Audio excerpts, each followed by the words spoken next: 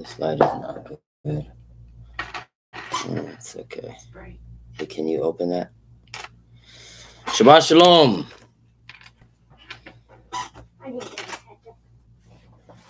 Can everybody hear? Can everybody see me, hear me clearly?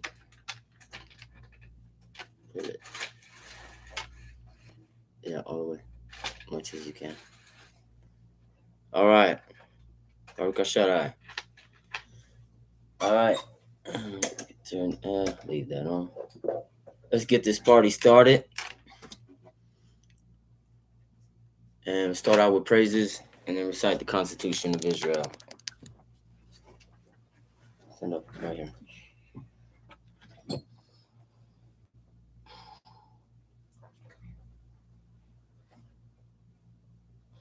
Giving all honor and praise to the Most High God, who sitteth in the seat of judgment, whose throne is inestimable, the Lord of lords, God of gods, King of kings, the high and lofty one, who inhabiteth eternity, who has no counselor and none to consort with him, he who has reigned from the beginning, before any creature was formed, or any green shoot shot forth, before the foundations of the earth were laid, before the legions of angels first assembled. Yea, he who possessed wisdom, the waters were parted asunder, or the winds of the firmament ever blew. He alone, the dreaded one, did reign, still reigns, and shall reign over all things forever. From everlasting to everlasting, El Shaddai, the Almighty God, the creator of all life, who made man in his own image, to whom he gave a heart of flesh, and has imparted him with the 5 operations of Elohim: eyes to see, ears to hear, smell, and taste, that he might enjoy the pleasures of eating and drinking, whereby he may obtain strength and healing from the foods and medicines of the earth that he made for him. And feeling also, both to the touch and in the inward parts, to know what was in his heart, whether he would serve Ha Elohim his maker or no.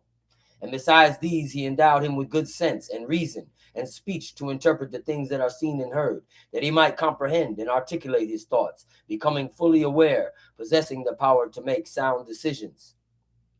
And in his abounding loving kindness, he granted him understanding, yea, and knowledge also, that he might have withal to pursue the things that are pleasing to the Lord and depart from evil. He to whom all honor, worship, and praise is due, the omnipotent God, God of the Hebrews, who made the sea and the dry land, the God of Abraham, Yitzchak, and Yaakov, the God of Israel, the true and living God, the author of love, time, life, and sound, who spake and it was created, for all things are done at the words of his mouth, who breathed life, the one spirit, into our first father Adam, from whom we all are come to the world, which he made for the serving, nurturing, and nourishment of man, his most precious creation, to whom he gave his most righteous law, for righteousness belonging to him alone, who is just in all things, who keep his covenant and mercy with them that love him and keep his commandments to 1,000 generations, even to the seed of his beloved friend Abraham, even to us, the children of Israel, Ben Isaac and Maccabim, sons of the ancient Maccabees. For he is our God, the ancient of days, for before the day was, is he. The God of the spirits of all flesh, El Quanah, the jealous God, El Rahum, the merciful God, El Rapah, the God of healing, the one and only true healer, Hagadol, the great, Hagibor, the mighty, with Hanorah and the terrible, Elohim Zebaot, the Lord of hosts is his name. He is the King of glory. Blessed be the glorious name of his kingdom forever and ever, for he is good, for his mercy endureth forever. Giving due respect to the chief men, princes, dignitaries, officers, mothers in Israel, brothers and sisters, I stand before you this day, Prince Zachariah, a title bestowed upon me by the order of Chiefs Eleazar, Ben Lewi, Ben Dodo, aka Matitya, father of the house of the Maccabees, my teacher and leader, in whose honor I speak and continue the legacy of his name, works, and teachings, in the name of our God, and the holy law given us at the mouth of his prophet Moshe, reinstituted by and in accordance with the protocol set forth by Nasi Yaakov, head knock of all the Hebrews, teacher, leader, and founder of Ben Isaacin, the first Hebrew Israelite congregation in the United States of America, whither we have been exiled because of our sins and the sins of our fathers, whom our God commissioned to bring his people together, to the intent that he might open our eyes and give us ears to hear and a heart to perceive, as it is at this day, so that we may keep his commandments, return to him, and repair the breach. I bid you in the ancient tongue of our fathers, Shabbat Shalom Lechem. Shabbat Shalom Laka. Please Remain standing and repeat after me as we recite the Constitution of Israel in Hebrew from Exodus chapter 20. וידבר אלוהים את כל הדברים האלה לאמור אנוכי אל שדי אלוהיך אשר הוצאתיך מארץ מצרים מבית עבדים לא יהיה לך אלוהים אחרים על פניי לא תעשה לך פסל וכל תמונה אשר בשמיים ממעל ואשר בארץ מתחת ואשר במים מתחת לארץ לא תשתחווה להם ולא תעבדם כי אנוכי אל שדי אלוהיך אל כהניו וכהן אהרון אבות על בנים על שילשים ועל ריבעים לשונאי ועושה חסד לאלפים לאוהבי ולשומרי מצוותיי לא תישא את שם אל שדי אלוהיך לשווא כי לא ינקה אל שדי את אשר יישא את שמו לשווא זכור את יום השבת לקודשו ששת ימים תעבוד ועשית כל מלאכתך ויום השביעי שבת לאל שדי אלוהיך לא תעשה כל מלאכה אתה ובנך וביתך עבדך ואמתך ובהמתך וגרך אשר בשעריך כי ששת ימים עשה אל שדי את השמיים ואת הארץ ואת הים ואת כל אשר בם וינק ביום השביעי על כן ברק אל שדי את יום השבת ויקודשהו כבד את אביך ואת אמך למען יאריכון ימיך על האדמה אשר אל שדי אלוהיך נותן לך לא תרזח לא תנאף לא תגנוב לא תענה ברעך את שקוד לא תחמוד בית רעך לא תחמוד אשת רעך ועבדו ואמתו ושורו וחמורו וכל אשר לרעך. שבו. You may be seated. And all the people received the thunderings and the lightnings and the voice of the horn and the mountains smoking. And when the people saw it, they removed and stood afar off. And they said unto Moses, speak thou with us, and we will hear. But let not God speak with us, lest we die.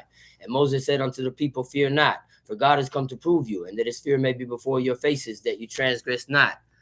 And the people stood afar off, but Moses drew near unto the thick darkness where God was. And the Lord said unto Moses, thus thou shalt say unto the children of Israel, ye have seen that I have talked to you from heaven. You shall not make with me gods of silver, neither shall ye make unto you gods of gold.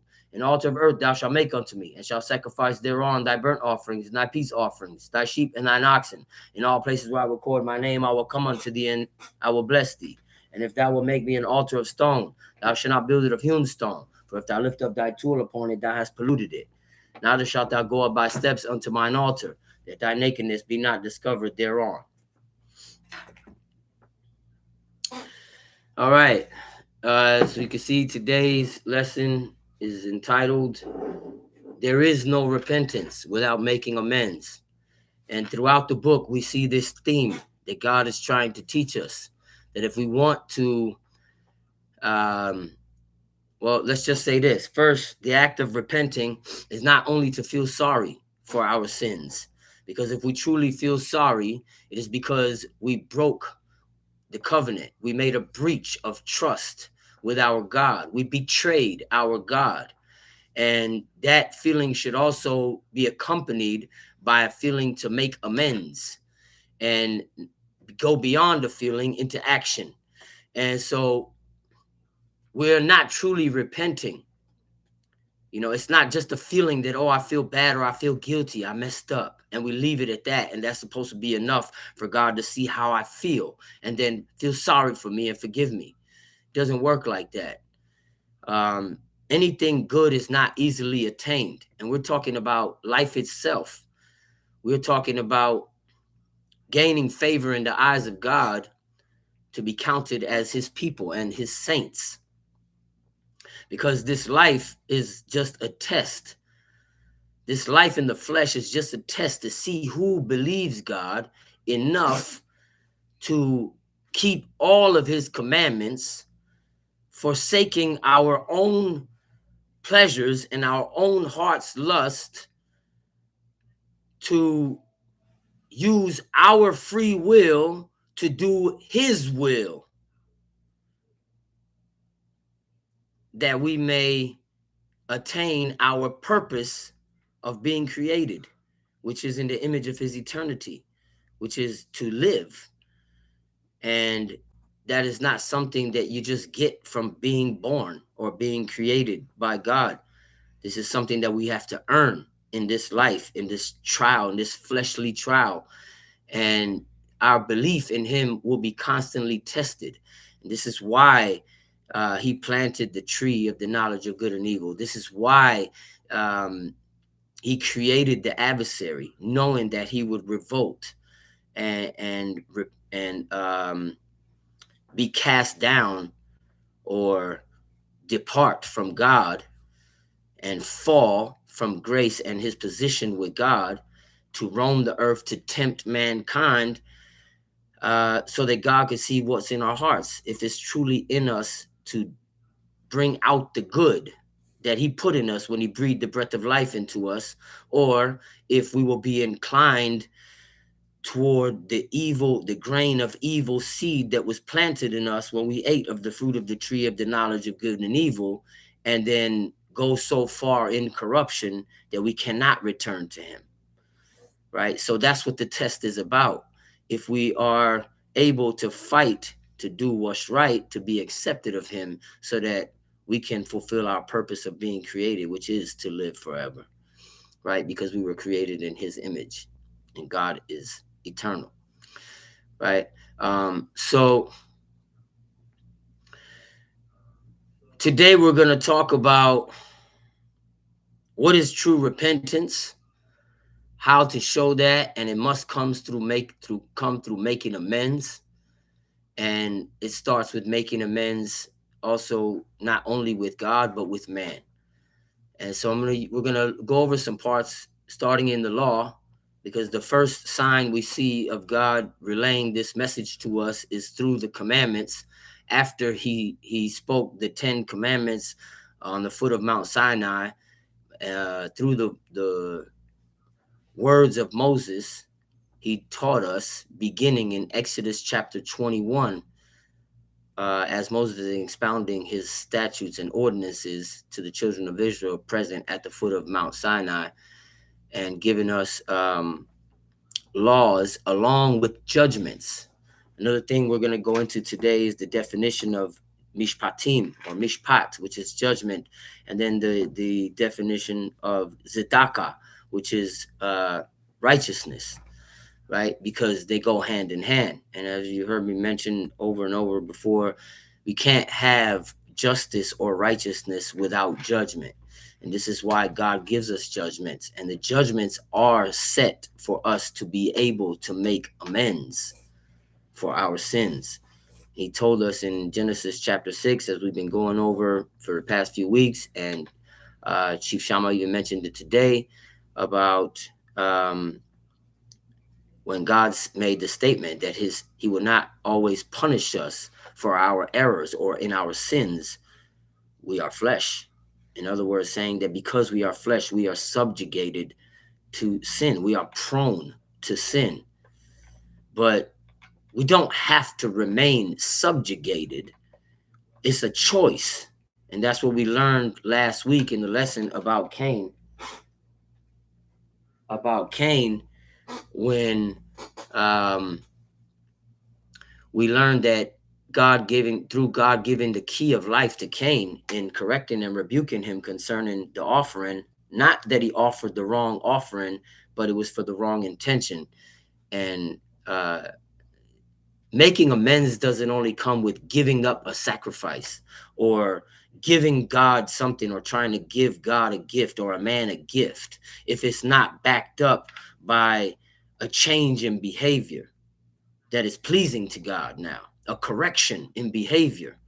And so we see that Cain was subjugated under the rulership of sin because he did not hearken to that reproof and did not improve before God. And because of that, he was overtaken by his feelings. I want us to keep that in mind. By his feelings. He was overwhelmed by his feelings of hatred towards his brother that led him to kill his brother. Right. And I think that that's important that we recognize, because these are lessons for us, because and the lesson being that if we don't forsake our feelings or our emotions, we cannot rule over sin. And if we can't learn to do that, we will never make amends for the wrong that we have done. So there is no repentance before God, and there will be no improvement. And then we will truly be subjugated and ruled by sin. There is a formula to this. Our teacher taught us. Our teachers, as I mentioned last week, both Chief Eleazar and Chief Amos taught us that there is a formula and a science on how to gain favor in the eyes of God. And the book gives it to us and breaks it down to us, not only in the law, but sprinkled here and there throughout the book. If you read here a little, you read there a little, you may find the going and coming of the Lord. And why I say you may find, because it depends on your sincerity and how much you believe God. Right? Because when you believe something to be true, you pursue it, you go after it, you live by it. Right? All right. With no further ado, we're going to hop right into it because we're going to be moving around a lot. We got a lot of ground to cover today. We're going to start out in Exodus chapter 21.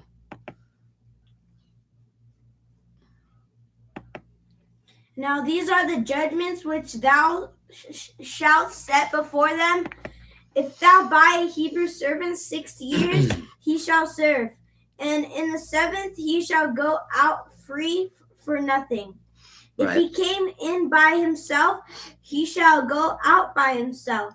If he were married, then his wife shall go out with him. If his master have given him a wife, and she have borne him sons or daughters, the wife and her children shall be her master's, and he shall go out by himself. Right, meaning if we have a Hebrew servant, he shall serve 6 years, and in the 7th year, we let him go free. We're not into keeping our brothers as slaves. We're not into keeping them as subject to us, to serve us forever. But the whole purpose of him selling himself as a servant is so that he can work to gain substance so that he can now stand on his own 2 feet and build up his own household. Right. And it happened to where there were poor in the land. And God said he will make it to where the poor never cease out of the land. And he also said there will be no poor among us in the land. So that means at a certain time when we were pleasing in God's eyes, there was no poor of the children of Israel, of Jacob, but we did have poor in our land of the other nations. And this is God showing us that we have to remain in our humility, even when things are going well, that we treat all people the same. There's a saying that says, a society's greatness is determined by how they treat the lowest of their people. And if you look even at rich people, it speaks a lot about their character or how they treat the people that serve them. Right? So, God teaches us that we were even supposed to deal justly with our servants that were Hebrew and that were not Hebrew, right, of the nations. And if he came in by himself, he goes out by himself. So if he was married, then his wife goes out with him. If his master had given him a wife, then and he have children with her, then the wife and the children belongs to the master. In the 6th year, he goes free. So Laban would have been correct had that not been the agreement for Jacob's payment, right? So he said, all that thou seest is mine. What you do think you're doing, you leaving here. Everything you got with you is mine. That would have been true if we had not already agreed that the payment for my services were the wives. And now the children and the wives belong to Jacob because he worked for them, right? And by the way, he worked for Raquel.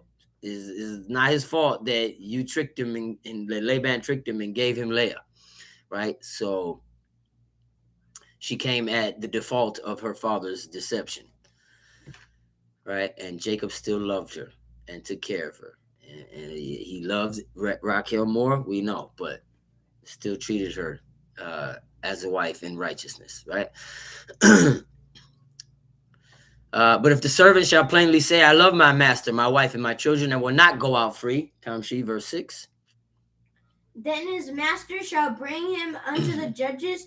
He shall also bring him to the door or unto the doorpost, and his master shall bore his ear through within all, and he shall serve him forever. And if a man says, now if he choose and he say, I love my master, my wife, and my children. He likes the way he's being treated, and he's happy with his family there. And he knows if he leaves, then he's going to have to leave his wife and his children, but he's happy there serving his master. Then his master will bring him unto the doorpost, or before God, rather say, and then unto the doorpost, and then bore his ear through with an awl, which was basically like a piece of wood or metal that went through the ear that symbolized that he would serve him forever. Okay, Tamshi. And if a man sell his daughter to be a maidservant, she shall not go out as a men's servants to do. All right. So if he sold his daughter to be a maidservant, in the 7th year, she don't go out to be free. There's no such thing as an independent woman in the society of Israel and the way that God set it up according to the laws. Women were even if we look, I'm going to say in the society of Israel, according to the order of life that God set up, because from the time that Eve ate the fruit of the tree of the knowledge of good and evil and gave to Adam, the punishment for, or rather say God's rebuke or punishment towards her, that in sorrow she shall bear a child in her conception and childbearing, and commanded her that her desire should be to her husband and he should rule over her. So desire shall be to her ish, to her man, and he should rule over her. And so this was not a command that was given. Actually, it was not a command that was given to her. It was an order that was stated by God. It was a statement saying this is the way it's going to be from now on because of the sin that was committed, right? So he didn't command her, thou shalt humble thyself. Thou shalt allow him to rule you. It was a command. It was an order that he stated as a result of the sin. And since that order was mandated by God moving forward from that point, she was no longer left to her own jurisdiction. But a woman should be subject to the rules of her father while she's in her father's house. And then when he gives her to a husband, to wife, then she's subject to the rules and also should desire her husband to, so according to the order that she would desire him. Now, what is this saying? That she must allow herself to do this? She must force herself to do this? She must coach herself to do this? Yes, but it's also beyond that, because you can't go above God's word and think to prevail. And that's for all of us to realize, not just for the women.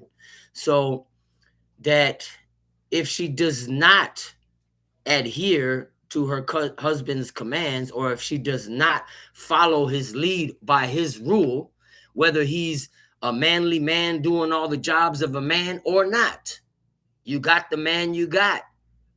And The only one that could write the bill of divorce is the husband, or her father could step in and annul the marriage, because the next thing I was going to say is she never ceases from being under the jurisdiction of her father, even after she's married. If her father passed, you're under the full jurisdiction of her husband, and that's it. So the only way it would have happened to where she would have been put away is if he wrote a bill of divorcement, or the father came and annulled the marriage, and that would have been legal in the eyes of God. Just like the book never told us that Michal committed adultery when Saul took her from David and gave her to Paltiel, right? And David also still counted her as his wife because he never wrote a bill of divorcement. But he also acknowledged that the father has the right to do so, and it's not just because he was the king, right? And just to see how solidified it was, the book even called her at one point the wife of Paltiel, called Michal the wife of Paltiel, right? So these are all things for us to learn from, right? Okay, so the women do not go out as the men servants do, because she's under the jurisdiction of a man. Even Esther, in the book of Esther, Hadassah was under the jurisdiction of Mordecai, who was her cousin, old enough to be her father, and took her in as a daughter because her parents died and she had no grandfather living, right? So the next living relative to take care of her was Mordecai, her cousin, right? So we look at these things, and this shows us a blueprint for backing up how God set up the order of life. And so this is why the maidservants didn't go free. She's not like, oh, I got enough to start my own house now. I'm going to start my own business and build my own house.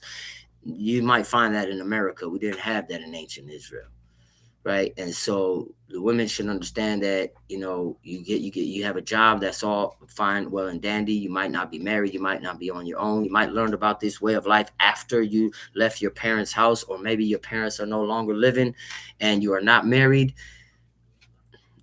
It's okay. You didn't know. Our society is not set up that way. You're not sinning, okay?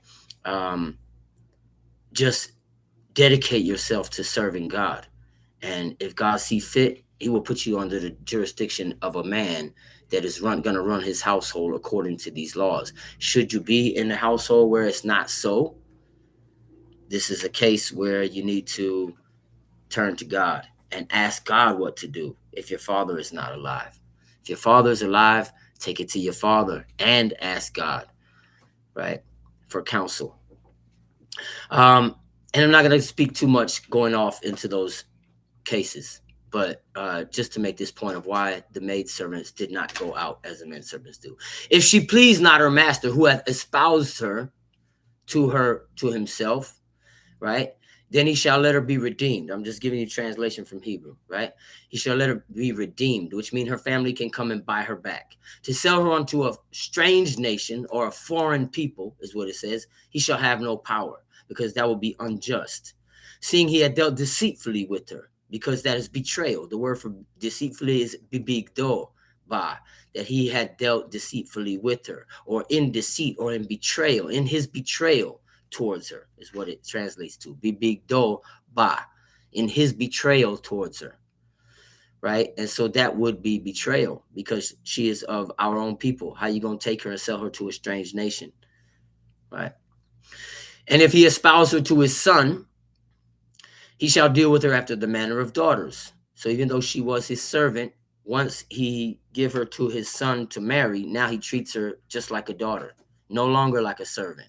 If he take him another wife, meaning if his son take another wife, or even if the master took her to himself to his wife, if he take another wife, her food or her raiment and her duties of marriage or conjugal rights shall he not diminish, right? And that goes off into taking care of her, providing for her, making sure she's taken care of if something was to happen to him, and not just laying with the woman, right? Which some teachers in Israel are teaching. And that's not what conjugal rights entails. It's far greater than that. And a man will adhere to taking care of his woman, protecting her, and being her provider, her guide, right?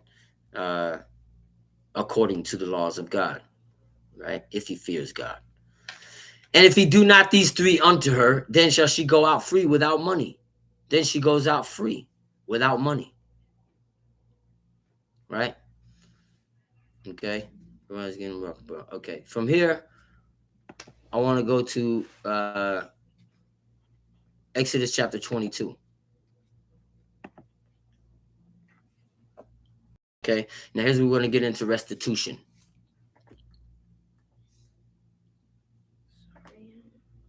Protected. Absolutely. Protected. Princess Lavina. Protected. Yes, that's part of it. Protection. Tom Shee, Exodus chapter 22 from the top. If a man shall steal an ox or a sheep and kill it or sell it. Exodus 22. Yep, you're right, Tom Shee.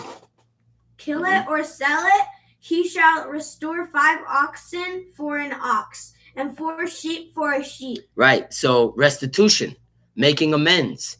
If he stole an ox, he got to pay back 5 ox. If he stole a sheep, he got to pay back 4 sheep. And he must make amends for the wrong that he had done in stealing.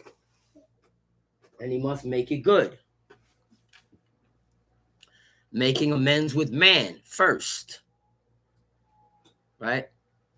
Then we go back into Numbers chapter 5, what we went through last week, where if he committed a sin in any sin that men should commit, that he confessed the thing where he have sinned, and then bring his trespass offering to the Lord, and then his ram, beside the ram of an atonement, he also make good the trespass that he have violated to whom he have trespassed against.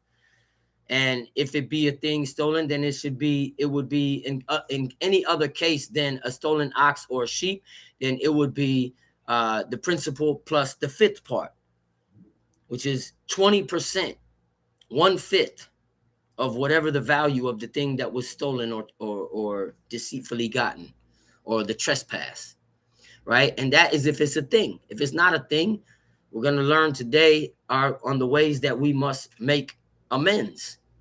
If it's not a thing that you could pay back. Tom Shee, verse 2. If a thief be found, if a thief be found breaking in, up, and be smitten that he die, there shall no blood be shed for him. Right. So if he be found breaking in, and you catch him in your house and you kill him, no blood shall be shed for him. Meaning it's not murder. There is no avenger of blood. You found him in your house and you killed him. He shouldn't have been in there in the first place. It's only a man protecting his own house. And the thief will kill you just to get in and get out, or get what he wants and get out. So it is justifiable in the eyes of God if a man kill a thief that is breaking into his house. Tom Shee. If the sun be risen upon him, there shall be blood shed for him. Mm-hmm. For he should make full restitution if he have nothing. Then he shall be sold for his theft. If the sun be risen upon him, then he should make full restitution, meaning it's the next day now, because most of the time this happens at night. Now the sun be risen upon him, he got away, it's the next day, and you go find him and you kill him. You saw him, but he got away, or however you found out it was him, and you kill him, then blood shall be shed for him. There is blood guiltiness for him. Right? So, meaning, and the word is damim. I want to be clear in the law, the word for blood is dam. Damim, when it's plural like that, means blood guiltiness. It also means innocent blood. So when we hear about that place, Ephes Damim, there is no innocent blood in this place. That was a hard name for a city. Whoever gets killed just got killed. Ain't nobody coming to avenge you. Or, meaning all the blood in that city was justified according to law. That's the same place where, I believe it was Eleazar who fought back to back with King David. Mm-hmm. to protect a patch of lentils, right? We fought with David at Pasdamim. If the theft be found, so that means to say there should be blood shed for him, meaning he's guilty. But I mean, he's not. If the man kill him, he's guilty of murder. If he killed the guy that broke into his house the next day after he get away. If he have nothing, then he shall be sold for his theft. In other words, if the thief don't have what he stole out of the house, then he got to be sold for his theft. Meaning he's gonna work off put in the amount of work until it amounts the value of whatever he stole. Tom Shee. If the theft be certainly found in his hand alive, whether it be ox or ass or sheep, he shall restore double. Right. So if he find the theft in his hand, whether it's ox or sheep or ass, he shall pay double. He have to pay double according to whatever he stole. That's if he broke in and stole, he pays back double. If it be found in his hand alive. Tom Shee. If a man shall cause a field or vineyard to be eaten, and shall put in his beast, and shall feed in another man's field of the best of his own field, and of the best of his own vineyard, shall he make restitution. Why you gotta give the best of his field and the best of his vineyard? Because of his carelessness or neglect. Or presumptuousness. Why you put your beast in this other man's field? Whether he got in there and ate it without you knowing, or you put him in there to feed. Because either or, I want to make this point, either or is still the fault of the owner. Right? So if you cause someone to lose, you have to pay back, and you can't pay back something you don't want. You can't pay back something that is of a lesser value than what you took or what you stole or what you caused them to lose.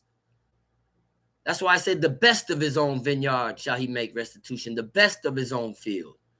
This is also part of the making amends, where you showing how sorry you are.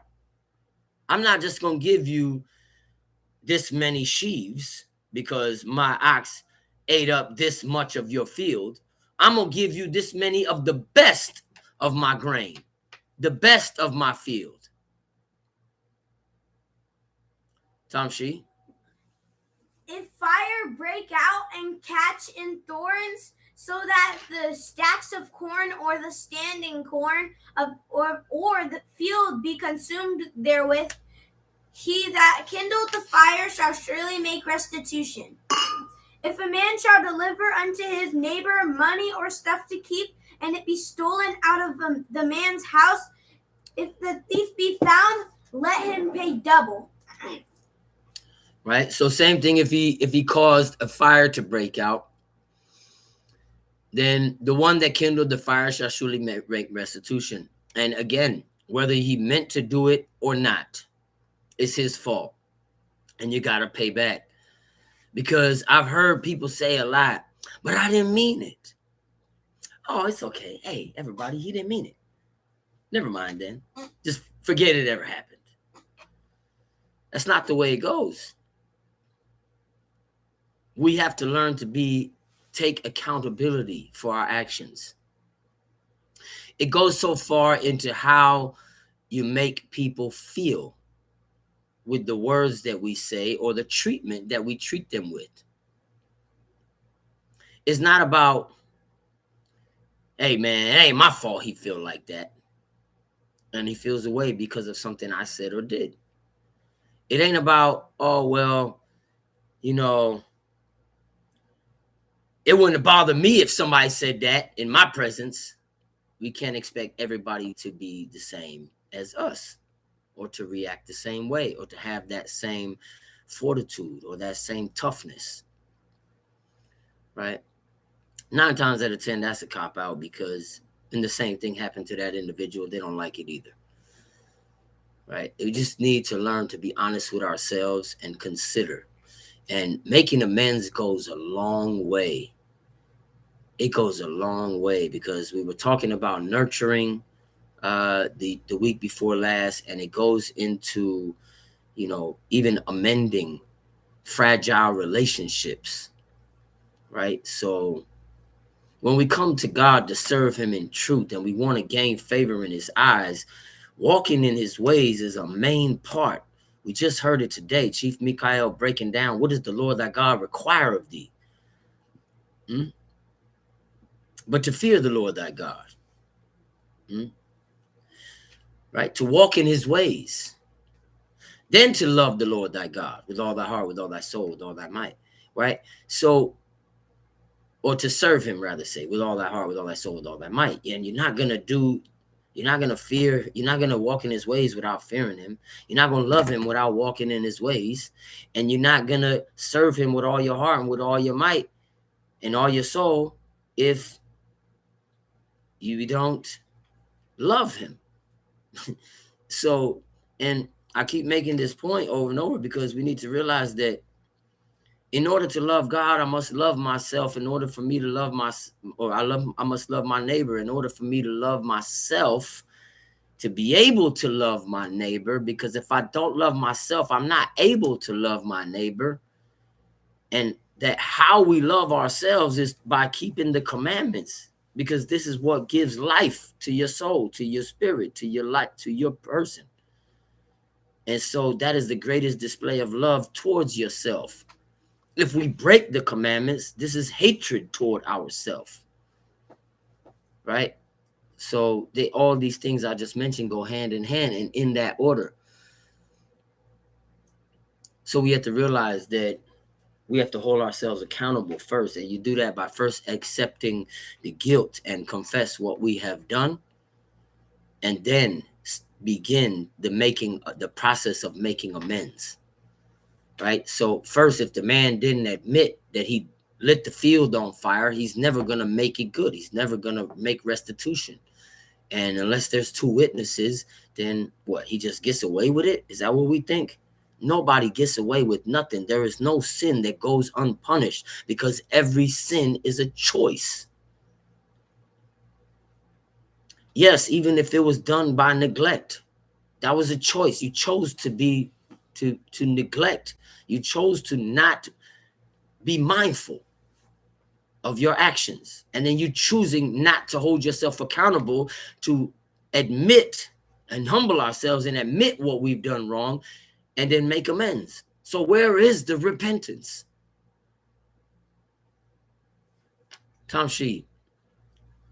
If the thief be not found, then the master... Verse 6. Oh, 6. If a man deliver unto his neighbor money or stuff to keep, and it be stolen out of the man's house, if the thief be found, he shall pay double. Tom Sheed.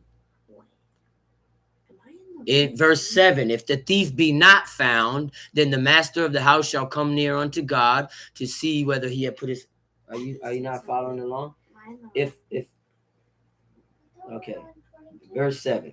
Right, you were at verse 7, but you started reading verse 8. I'm sorry, because I'm in a different translation. Let me follow along with you here in King James. Okay, you're good. Verse 8 now. If the thief be not found... then the master of the house shall be brought unto the judges to see whether he have put his hand unto his neighbor's goods. So he delivered the money or stuff to him to keep, and it was stolen out of his house. If the thief be found, he pay back double. If the thief's not found, then the master of the house shall come before the judges and make an oath to swear that he has not put his hand to his neighbor's goods. We should not be going around making use of intemperate swearing. I don't need to swear just for you to believe me. And if I got to swear for you to believe me, something's wrong with me. 9 times out of 10, people swear because they lying. And they want to pull a veil over everybody's eyes or people's eyes to make them believe them. And they figure, well, if I swear, then they're going to believe me, which most of the time is not true. Because for the fact that you swearing all the time shows you're not honest. Shows that we don't fear God. Because the one that's quick to swear don't fear God.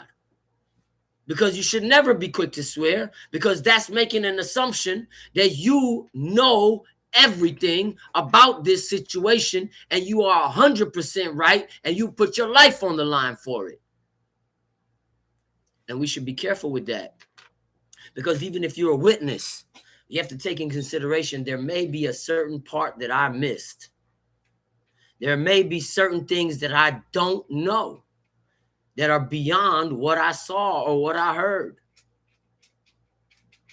And that's why we should be careful when condemning people in judgment, or when making any swearing statement, calling God a witness. I believe my brother Chief Mikhail spoke about that also today.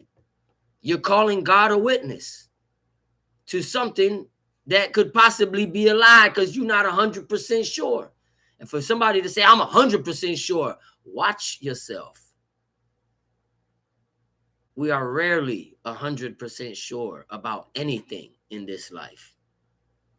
And the older you get, if you are pursuing righteousness, then we will learn to be so honest with ourselves that we will say, even though I think I know, I probably am not even scratching the surface, because there's so much more to know that I have not yet learned.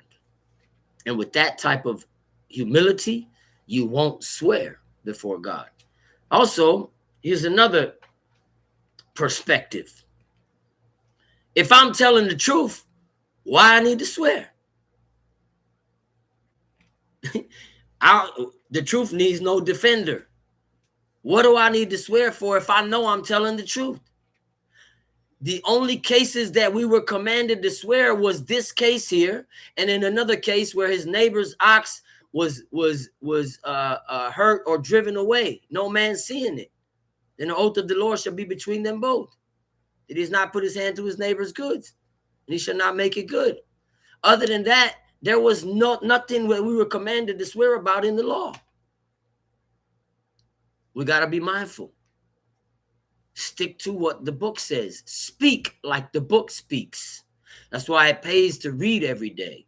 That's why it pays to speak about it every day. Then you start quoting the book and your speech becomes like unto the speech of the law.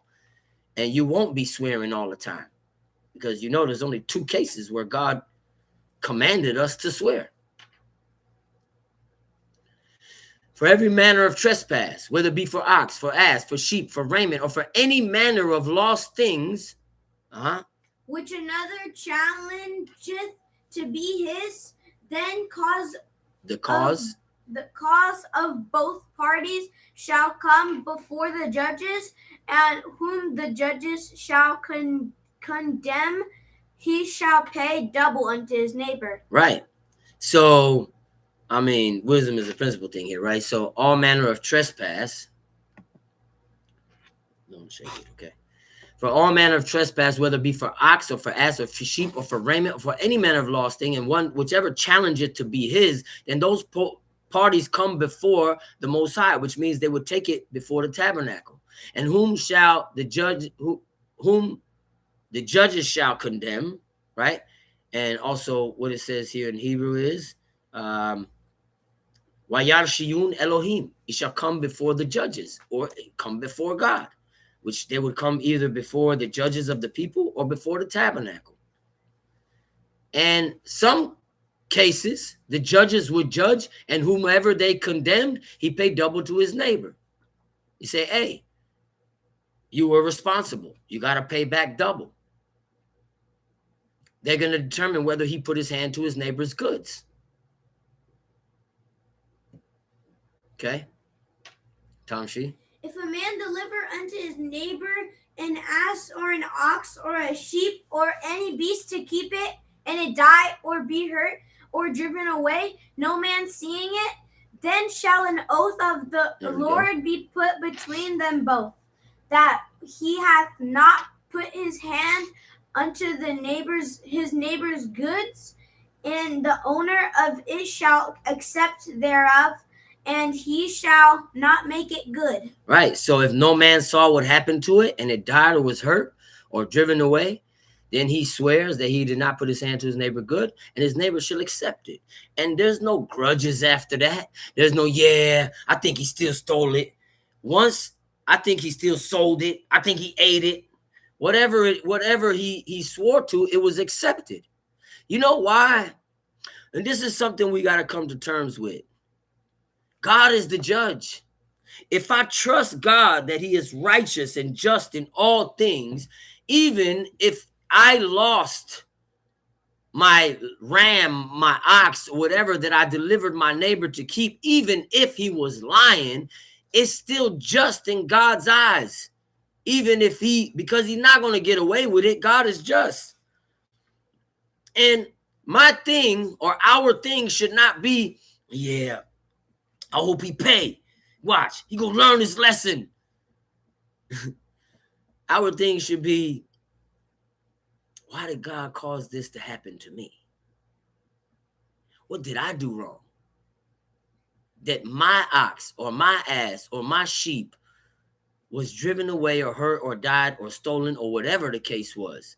Why did this happen to me? Right. The Most High is going to deal with that, not me.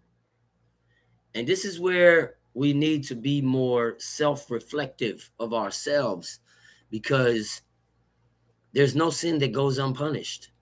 No evil happens. The curse causeless shall not come. Every evil that happens, there's a reason for it. Sometimes it's for something I did in the past. Sometimes because I forsook wisdom. Sometimes it's for something that's going to make me better, or as a test to see how I'm going to deal with it, to see if I still have that pride or that hatred in my heart towards my brother or my brothers, or if I still bear grudge, or if I fear God enough to accept the oath and keep it moving without feeling no kind of way. There's all kind of reasons that we could look at for why this thing happened to me, that is not bearing hatred toward another person, or pointing a finger, or blaming, or complaining, or making excuses. Because these are the traits of weak men. And it is not righteousness. Tamshi. And if it be stolen from him, he shall make restitution unto the owner thereof.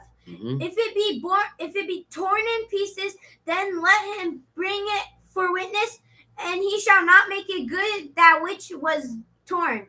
And if a man so okay, what? Say it again. Okay, I'm gonna say it again. This is a quote. Blaming, complaining, and making excuses are luxuries only affordable to the weak.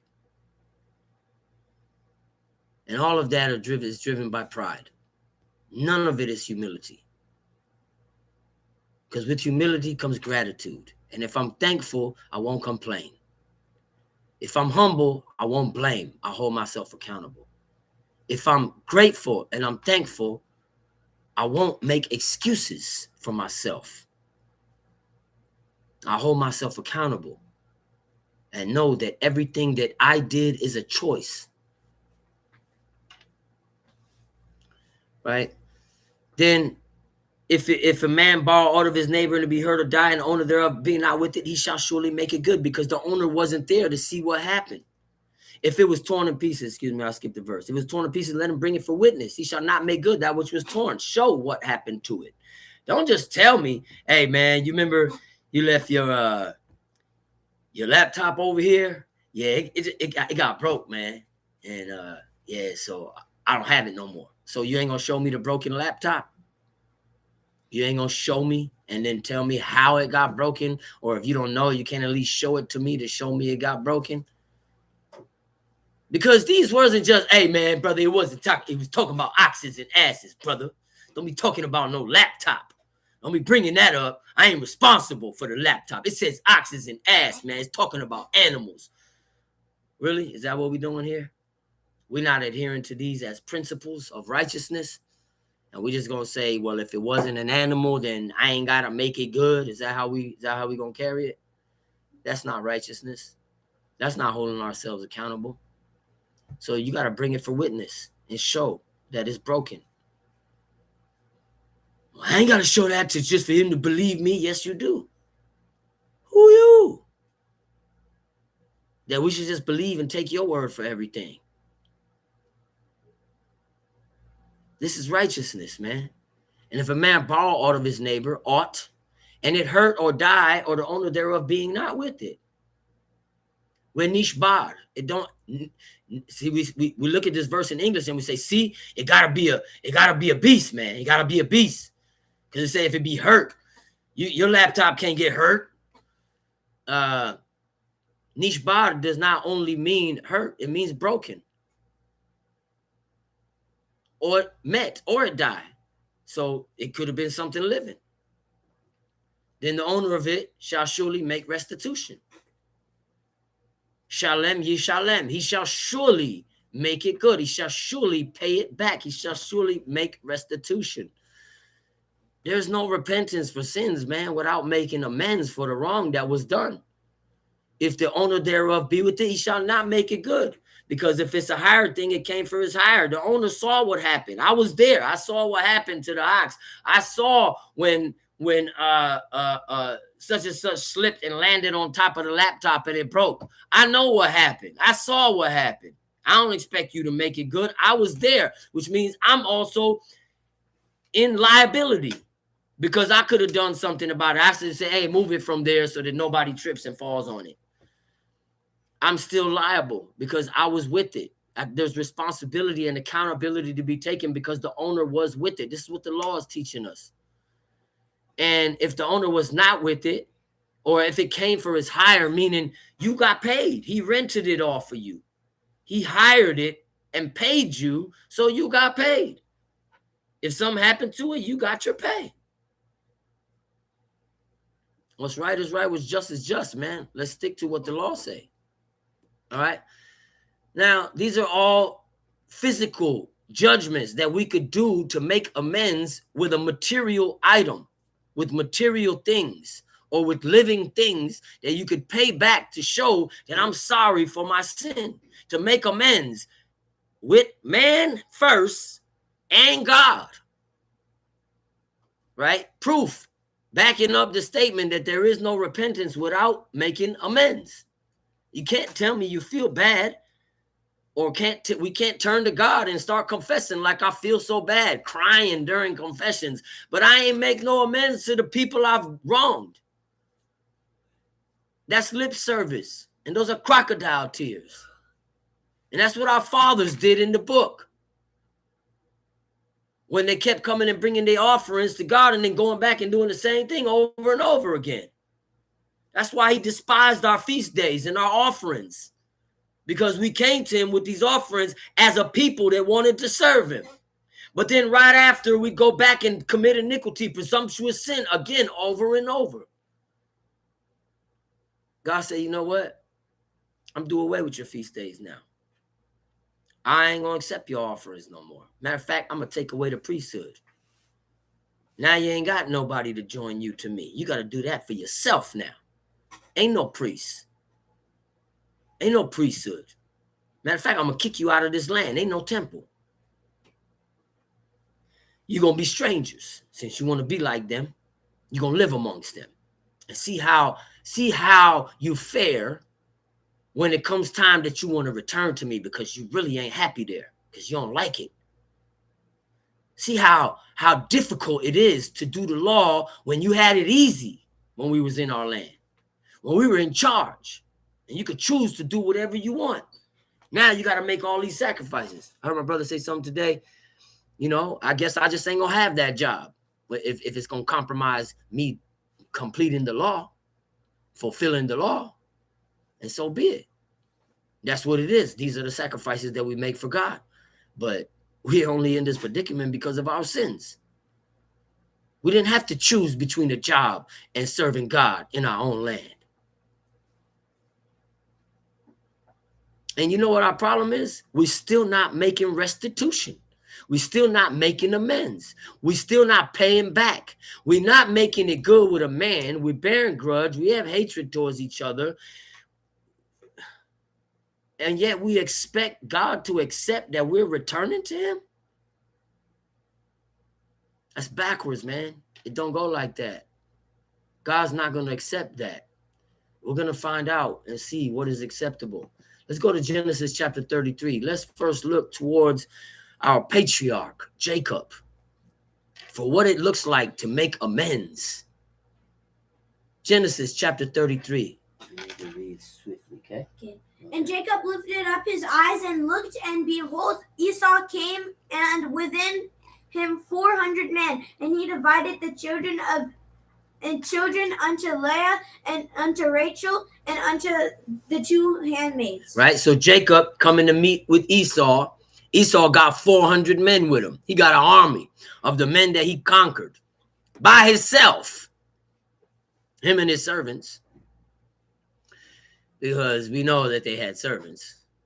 Abraham, Isaac, and Jacob was rich, so Isaac gave them servants. But nonetheless, you gotta be tough to go conquer other nations. He went to Mount Hor and conquered the Horim. The Horites was no joke, man. And then when it's Jacob's time to come and meet with him, he divided the children unto Leah and unto Rachel and unto the two handmaids. And how did he place them? And he put the handmaids and their children foremost, and Leah and her children after, and Rachel and Joseph hindermost. Right. So he put the handmaids and their children first, Bilhah and Zilpah, right? And then he put Leah behind them with her children, and then Rachel and Joseph in the back. You know, he's saving the best for last, right? But he figuring, well, I don't know how Esau's going to greet me. I don't know if he's still mad. So he'll know by the time he get through the first host of children and the handmaids what to expect after that. And he might have to retreat. Okay? He's strategic. Okay, and what? And he passed over before them and bowed himself to the ground 7 times until he came. Well, he did what? He did what now? He passed over before him and did what? Bowed 7 times. Who's he bowing to? His brother. Until he came near to his brother. From far away, he started bowing. So when it say he bowed 7 times, here's what that looked like. He's walking to greet each other. Jacob stops, bows. Esau can see him. He gets up again, walks some more, stops, bows. The closer he gets to him, he's continuously bowing. To his brother now. His brother, his twin brother. Right? Another thing I wanted to mention that was talked about today, I think it was, well, more so in the chat, right? 2 nations came out of the same womb, right? I think my brother Malak mentioned that in the chat. They came out the same womb, 2 nations that was talked about in Teachings today. Came out of the same womb. And I said, well, yeah, there we go, because Abraham, the father of many nations. God made it to where 2 nations could come out the same womb at the same time, because many nations are to come of this man, right? But the point is that 2 nations and still brothers, right? And we're reminded that we can't hate him because he's our brother. We can't hate Esau, Deuteronomy 23, because he's our brother. No other reason, because he's our brother. You're not supposed to hate your brother. And first of all, we must dig into what hatred means so that we make sure we don't hate our brothers. And we also should go into what love means, so we show how to love each other, and then how to love God, right? What that looks like, how to love your parents, man, how to love his wife, woman, how to love her husband, right? And we should learn these things so that we make sure we're doing what we're saying, instead of just giving lip service and we don't have no actions to back it up, right? Or our actions are contradictory to our words, because we say we love, but we don't show love, right? Love is an action. It's a verb. It's also a noun, right? But it is a noun like, it is a verb like noun, meaning love as the noun, you must show love in order to feel love, right? Not to be loved. You must show love in order to feel the love for that person you showing love to. You first show the love. You feel the love for them after you start showing the love for them. That's how that go. If you feel the love first, it's more than likely not love. It might be infatuation or a crush or something. You start to feel that love after time and showing love towards that person. Not because of what they did for you, not because of how they love you. Now I love them, man. Yo, you're good to me, man. That's why I love them. That's not what God said love is. And he didn't tell us that we should love only if it's shown to us first, or if it's reciprocated, then you can continue loving. Right? That's the life of a saint. You're going to make up your mind to love because God said so. That's it, period. Right? And so we have to look at this thing and say, all right, well, what is required of me? Now let's look to our fathers for how they treated each other. Why is Jacob the one bowing? You want me to tell you why? That's not written in this chapter directly. Because the guilty conscience of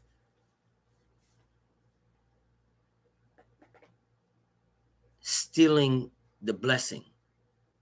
And now, mind you, even though he was just following his mother's command. But do you see the level of accountability here? He didn't say, I don't know why you still mad at me. Ema told me to do it, man. It wasn't my fault. I was just following Ema's command. He didn't carry it like that. He held himself accountable.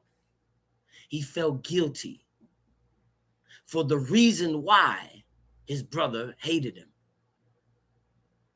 He didn't say, man, shoot, I ain't do nothing to him. What do you want to kill me for, man? We brothers, man. See, he wrong. It wasn't like that. Jacob held himself accountable. Now we're going to find out if what I said is true. Let's read the chapter, verse 5. Verse 4, I'm sorry. And Esau ran to meet him and embraced him and fell on his neck and kissed him, and they wept. Right? So when he says he embraced him and fell on his neck, he put his head on his brother's neck and he kissed him. When they kissed, they put cheek to cheek. He wasn't kissing him on the mouth. You know, it takes a perverted mind to think that even when you read this. This is an ancient Eastern custom. They still do it in certain places in the East today and in certain Central and South American countries. When you greet someone, they shake your hand and they put face to face. That was a custom of the East in ancient times. And then they wept. They cried because they missed each other. They're twin brothers. They shared the womb together, for crying out loud. You ever heard of twins being separated for a long time? You know what that feeling is like? Even a day or two when they're children, they're going to miss each other. But imagine now years. Tamshi, verse 5.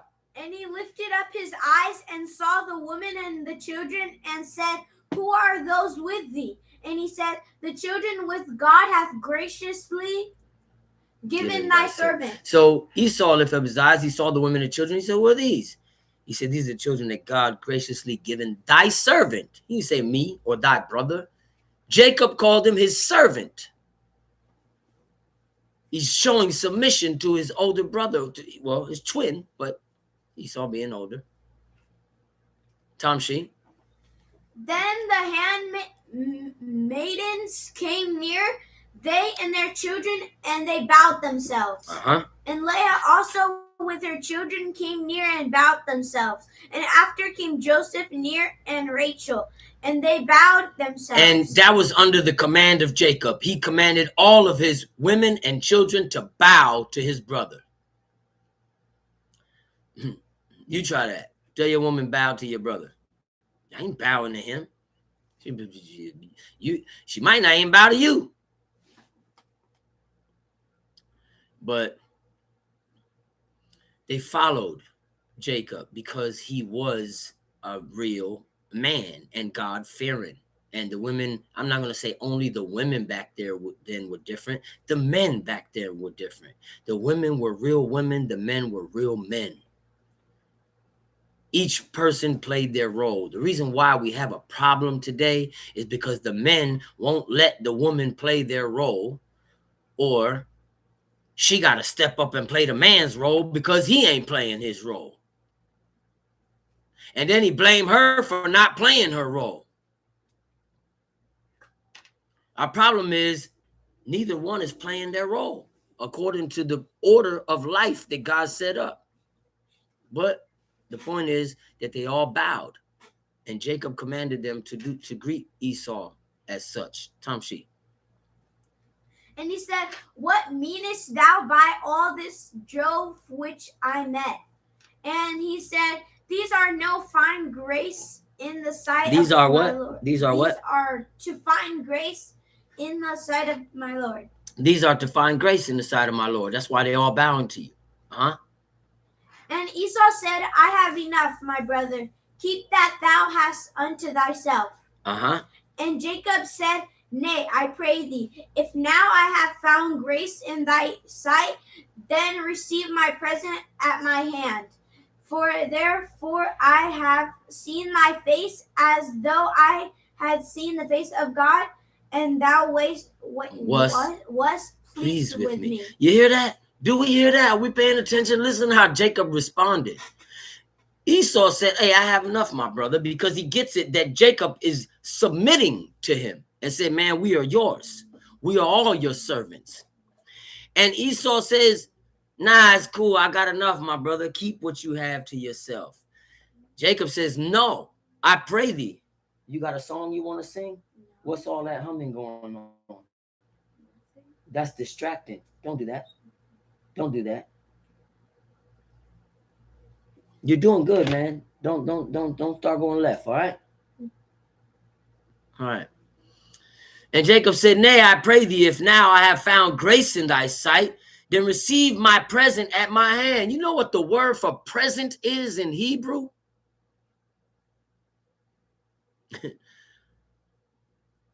Minchati. The word for present, my present, is minchati. Minchat is the word for present. And when you look up the word minchat, it don't only mean offering, it means a gift. It means a present. It means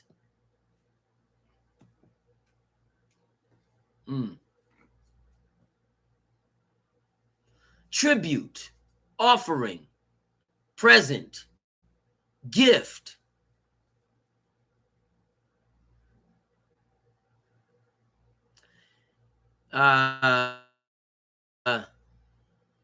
It could be a meal offering, as in the offerings. It was what we called the meal offering.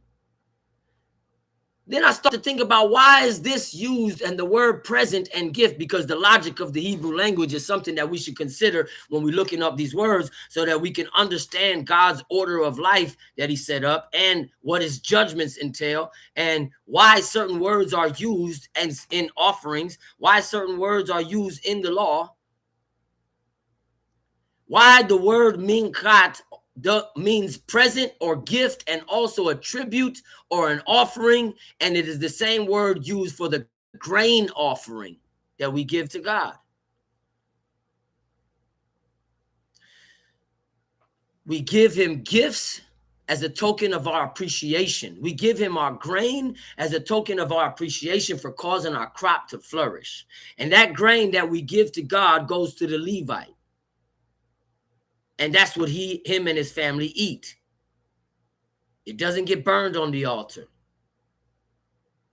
It is also something that is given as a gift in reconciling, making reconciliation for a wrong that was done, an offering to show thanks, appreciation, or in reconciling, making good, making amends for that which was done wrong. This is a minchat. And this is what Jacob is given to Esau, offering to Esau, a minchati. to reconcile because of what was done against Esau. And he said, he says, much as I seen your face, it is like I saw the face of God. He said, and thou was pleased with me. It don't read like that in Hebrew. He said, Ki al kain ra'iti. Therefore, I have seen thy face. I want you to take this present from my hand, for therefore I have seen your face. This is why, just like Abraham told the men that he thought was travelers, when it was two angels and God himself, when he washed their feet and fed them, he said, no, take a little rest in the shade, for this is the reason why you came to thy servant this day. They always thought that there's a reason for everything on their behalf to do some type of service to another. In Abraham's case, to what he thought was strangers. In Jacob's case, toward his brother, that he felt guilty because he deceived his father and stole his brother's blessing. Yes, at the command of his mother, nonetheless, but still holding himself accountable for what it did to his brother. These are all things that we should think about. And look how Jacob reacted. And he says, for therefore I have seen thy face, ki re'ot pinei ha'Elohim, like as I have seen the face of God. It's like seeing the face of God, he said. That's how it translates. Ki re'ot pinei ha'Elohim, like seeing the face of God. It says, watirzeni, like seeing the face of God, and I was accepted. That's how I feel when I see your face, brother. It's like I see the face of God and I'm accepted. Because Esau was not angry with him, but accepted him with open arms. And he took it as he's accepted of God. Because his brother is now at peace with him. If his brother's angry with him, he say, what have I done? And if already blaming himself. These men had a different mentality, man. They looked at themselves for all things on how they lived before God, and whatever happened, they gave the credit to God. If it was good and in his favor, he said, I'm accepted of God. If it was against him, they say, what have I done to offend God and man? There's so much lessons, man, in this chapter right here, just in these few verses, that we need to pick up these ways from our father Jacob. Verse 11, Tamshi. Take, I pray thee, my blessing that is brought to thee, because God hath dealt graciously with me, and because I have enough. And he urged him, and he took it. Jacob didn't say, all right, man, all right, you got enough. I just wanted to offer you just to show you where my heart is at, man, but all right, I'm going to keep it. He still gave him, and it wasn't his servants, his children that he was given as servants. He gave him of his substance because he had flocks and herds. And he said, God had dealt graciously with me because I have enough. He said, take it, man, take it. I pray you, take the gift that is brought to thee, that I brought to you. And he took it. And he urged him, rather say, until he took it. Again, I like to use this example. It's like two friends fighting each other of who gonna pay for the bill, who gonna pay the bill, who gonna foot the bill. Nah, man, it's all right. I got it this time, man. I got it. No. I got it, man. You no. You got it last time. No. Here, man. Let me take. And they're racing to see which one gets the money off first. That's loving your neighbor like you love yourself. You know what I'm saying? All right. Go ahead, man. You take it. Go on. Because you really didn't want to pay to begin with. Because the relationship is not valued the same. The love is not the same. It's a beautiful thing when the love is the same. When the love is reciprocated. It's such a beautiful thing to witness, man. Whether it's involving you or you just witnessing from the outside. It's such a beautiful thing to see when the love is reciprocated. When both parties are looking how they could show love to the other person.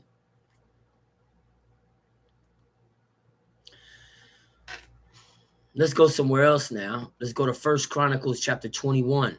Because we're going to learn from our fathers on how to make amends. 1 Chronicles chapter 21.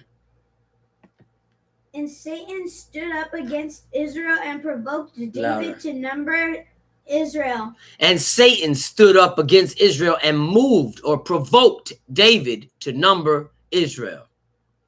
Now, before we go into this chapter to discover, the ways of David and also what happened to him, I want to read the first verse of 2 Samuel chapter 24. It says, and again, the anger of the Lord was kindled against Israel, and he moved David against them, saying, go number Israel and Judah.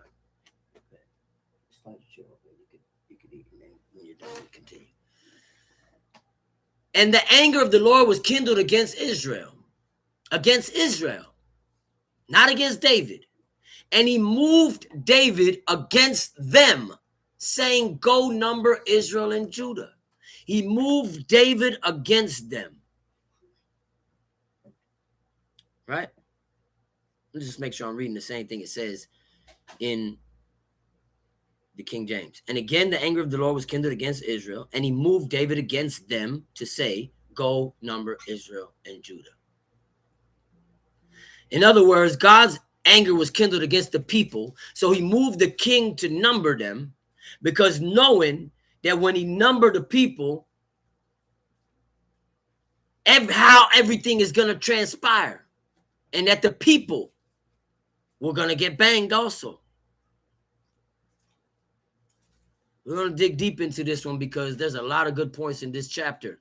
But we read in the other chapter, talking about the same case, because he only numbered the people one time, not twice. And we're going to see by the punishments that he was offered that it's the same time. And what happened to him. And Satan stood up against Israel and moved David to number Israel. So how come one chapter says God moved David to say, go number Israel and Judah? And the other chapter says Satan provoked David. And some people have a hard time making sense of this. But once we realize that God does all things and that the adversary is just a piece on his chessboard that he moves for his purpose to be accomplished. And like I always say, the devil think he's doing something, but God's sitting back laughing because it was all part of his plan to begin with. So though it was the adversary's intention that God turned on Job, so he made a bet with God, saying, I bet you I'll get him to curse you to your face. And then God removed the hedge from around Job and said, Solid, go ahead. You can touch him and we'll see what happens. Took away his whole family, all his substance, still didn't curse God. And he said, oh, it's not fair. He don't serve you for nothing. You know what I'm saying? Skin for skin. A man will do anything for his life. Then he's able to touch him and make him sick, boils from head to toe, to where he got blisters and that are boils that he's itching and scraping with potsherds that are bleeding and starting to stink because pus coming out, and he's in pain and agony every single day, and he still won't curse God. And he's steady juking at Job to get him to move him by even sending his friends to him to, what's the word? To be condescending, to speak ill of Job and say, well, you must have did something wrong because God don't get down like that. You don't do that to people for nothing. You know, here's you talking about I'm righteous, I do this and I do that, but why is this happening to you then? Not to say they were not his friends, but just to show you how the adversary could move people against you. And Job checked them and put them in their place. And later on, we see where God told them because they sinned in speaking against Job. And they had to go return back to Job, and Job offered offerings for them. A lot of parts of the book of Job is misinterpreted when people read it. And the blame is sometimes people put the blame on Job. And Job did nothing wrong in God's eyes. Only thing God did was rebuke Job for certain things that he said out of his mouth, which is towards the end of the book of Job, where we find that. But he passed that test with flying colors. So that's something for us to recognize, that we have the behind the scenes in the book of Job to know that there was a bet between God and the adversary, and that God does all things, because even though the adversary was let loose on Job, God didn't have to let him loose, because he had the hedge around him. He couldn't touch him unless God says so. We are not so. We do not have a hedge, and he can get to us whenever he feel like it. All he got to do is use our pride against us, because we're not humble, and get up in our head and make suggestions. And we go, yeah, that's a good idea. I should do that. And it's against the law, or it's not in alignment with the ways of God, or it's against the principles of wisdom. And then we bring evil upon ourselves with the works of our own hands. And then we still don't humble ourselves. We blame other people. We complain. Some stuff I wanted to go into today, we don't have enough space, because I got a lot of other things to bring. But maybe next week we'll go over some of the prayers of King David to see what he asked God for, because that's important to show the mentality of a righteous man, right? What our mind should be like. The man that had a heart like unto God, still flesh, still sinned, which makes him so relatable to us, because he still sinned just like us, even though he had a heart like unto God. You could have a good heart. That don't mean you are impervious to temptation. That don't mean you are immune to temptation and sin. It means that we need to stay training ourselves to strengthen ourselves against temptation. There is a formula to this. I'm trying to tell you. I'm trying to tell you. Let's see, Joshua. I'm trying to tell you. But our teacher taught us this. He taught us to look for this formula and how to find it and where to find it in the book. And you got to read here a little. You got to read there a little. So the adversary provoked David because God allowed it. So it's like God moving David. It's the same thing. Him allowing the adversary to provoke David is the same as God moving David. And that's what the book is trying to teach us. And David said to Joab and to the princes of the people, go number Israel from Beersheba even to Dan, and bring me word that I may know the sum of them. And Joab said, the Lord make his people 100 times so many more as they are, but my lord the king, and add unto the people how many soever they be, 100-fold, and that the eyes of my lord the king may see it. But why doth my lord the king delight in this thing? Because it's written that we should not number the children of Israel, because we should be as the stars of heaven for multitude, if a man should be able to number them. Notwithstanding, the king's word prevailed against Joab, because he's the king, and against the captains of the host, who also spoke against it. And Joab and the captains of the host went out from the presence of the king to number the people of Israel. And they passed over Jordan and pitched in Aroer, on the right side of the city that lieth in the midst of the river Gad, and toward Yazir. And they came to Gilead, and to the land of the Taktim Hodshi.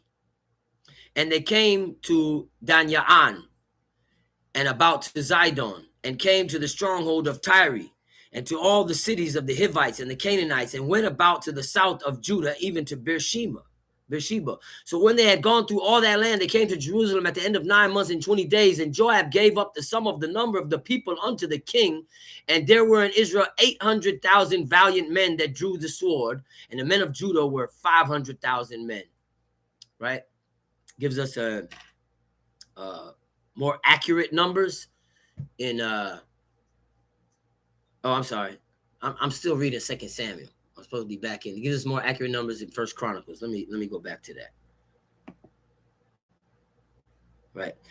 And Joab gave the sum of the number of the people unto David, and they were of Israel 1,000,000 and 100,000 men, which was 110,000 men that drew sword. And Judah were 410,000, which was 470,000 men that drew sword in Judah.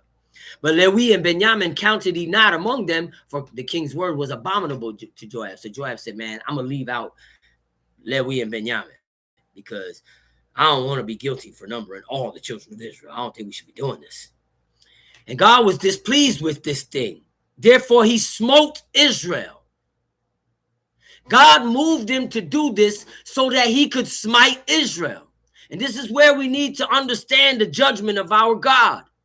When we are not in good favor with God, he will move you to do the thing that's going to bring evil upon ourselves. Because he's not pleased with our ways. So we need to be provoked to commit a sin that is worthy of punishment now. And before we do that thing, there is time in between, like what we spoke about last week. There is a place of repentance. And if we fail to improve during that time of repentance, during that place of repentance, because a place is nothing but a bracket of time, right? And so if we do not improve, then we're worthy of the punishment. And this is why God moves us to do things. And this is what I was telling somebody the other day. We think it's ourselves. We think I made up my mind to do certain things, and it was of my mind to do this thing. But we are being moved either by the spirit of sin or by God to do whatsoever brings upon us the recompense or the reward for the works of our hands. And I say this all the time. He just gives us more of what we show that we go after, that we want. You go after wickedness, he give you more wickedness and move you to do more wickedness so that the punishment could come, or that you could cut yourself off. And then you just got what you went after. You got what you deserved. You got the works of your own hands. Or you're pursuing righteousness, and he's going to he's not going to give you righteousness. That's not the way it works. You're pursuing righteousness, he's going to test you. And you will be tested. And you will be tried in the furnace of adversity. Because if you're pursuing righteousness, you're acceptable to him. So how does he give you more righteousness? By putting you under rigorous tests. That when you pass these tests, you're rewarded for that by sending wisdom to be your guide. And that when you fail these tests, we bethink ourselves and push up on them 10 times harder. And that's what it was intended to do, to bring the good out of us. Because he sees that it's in your heart to do good, to pursue righteousness. Sometimes the test is just to see if whether we're going to adhere to the principles of righteousness or the principles of wisdom.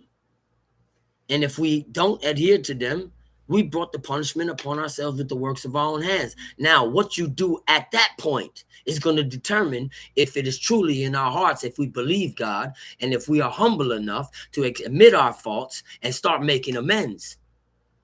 If we're truly repentant, that's what's going to show at that point. What happens after we sin? Are we going to improve? Are we going to admit our fault? Are we going to accept the guilt? Is it going to ride us to the point where we say, you know what, I got to do something about this. I got to make it good. I got to make amends. I got to find a man to make it good with first. Anyway, I'm spoiling it. Let's get to the gist of the message here in this chapter. But and God was displeased for this thing, therefore he smote Israel. And David said unto God, I have sinned greatly because I have done this thing. When David saw what happened to the people, he said, I have sinned greatly because I have done this thing. I brought this upon the people. He don't know that he was moved by God. That's written in the book as a peek into behind the scenes. David didn't have that told to him. God didn't send the prophet to tell him, hey, God moved you to number the people so he could bang Israel. Hey, God let Satan provoke you so that you could number the people and that he could bang the people Israel. No. And this is also part of we don't know God's conversation with the adversary before this happened, but the adversary thinking he gonna move David to commit evil. What's up, man? Nothing. Can we not bump this like that? Don't start nothing new, man. We on a good roll here, okay? Okay, thank you. So David is not privy to what's going on behind the scenes. And the adversary thinking to move him, that God will bang him, or so that God could bang him and the people, knowing that he's in charge. And that's how it goes, because he knows the protocol, the pecking order, that it's gonna whatever the king does is gonna fall upon the people.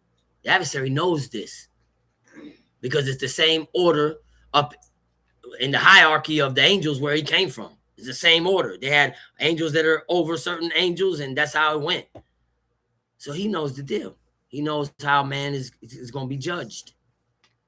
And so David, not knowing any of this, is also showing his true colors before God,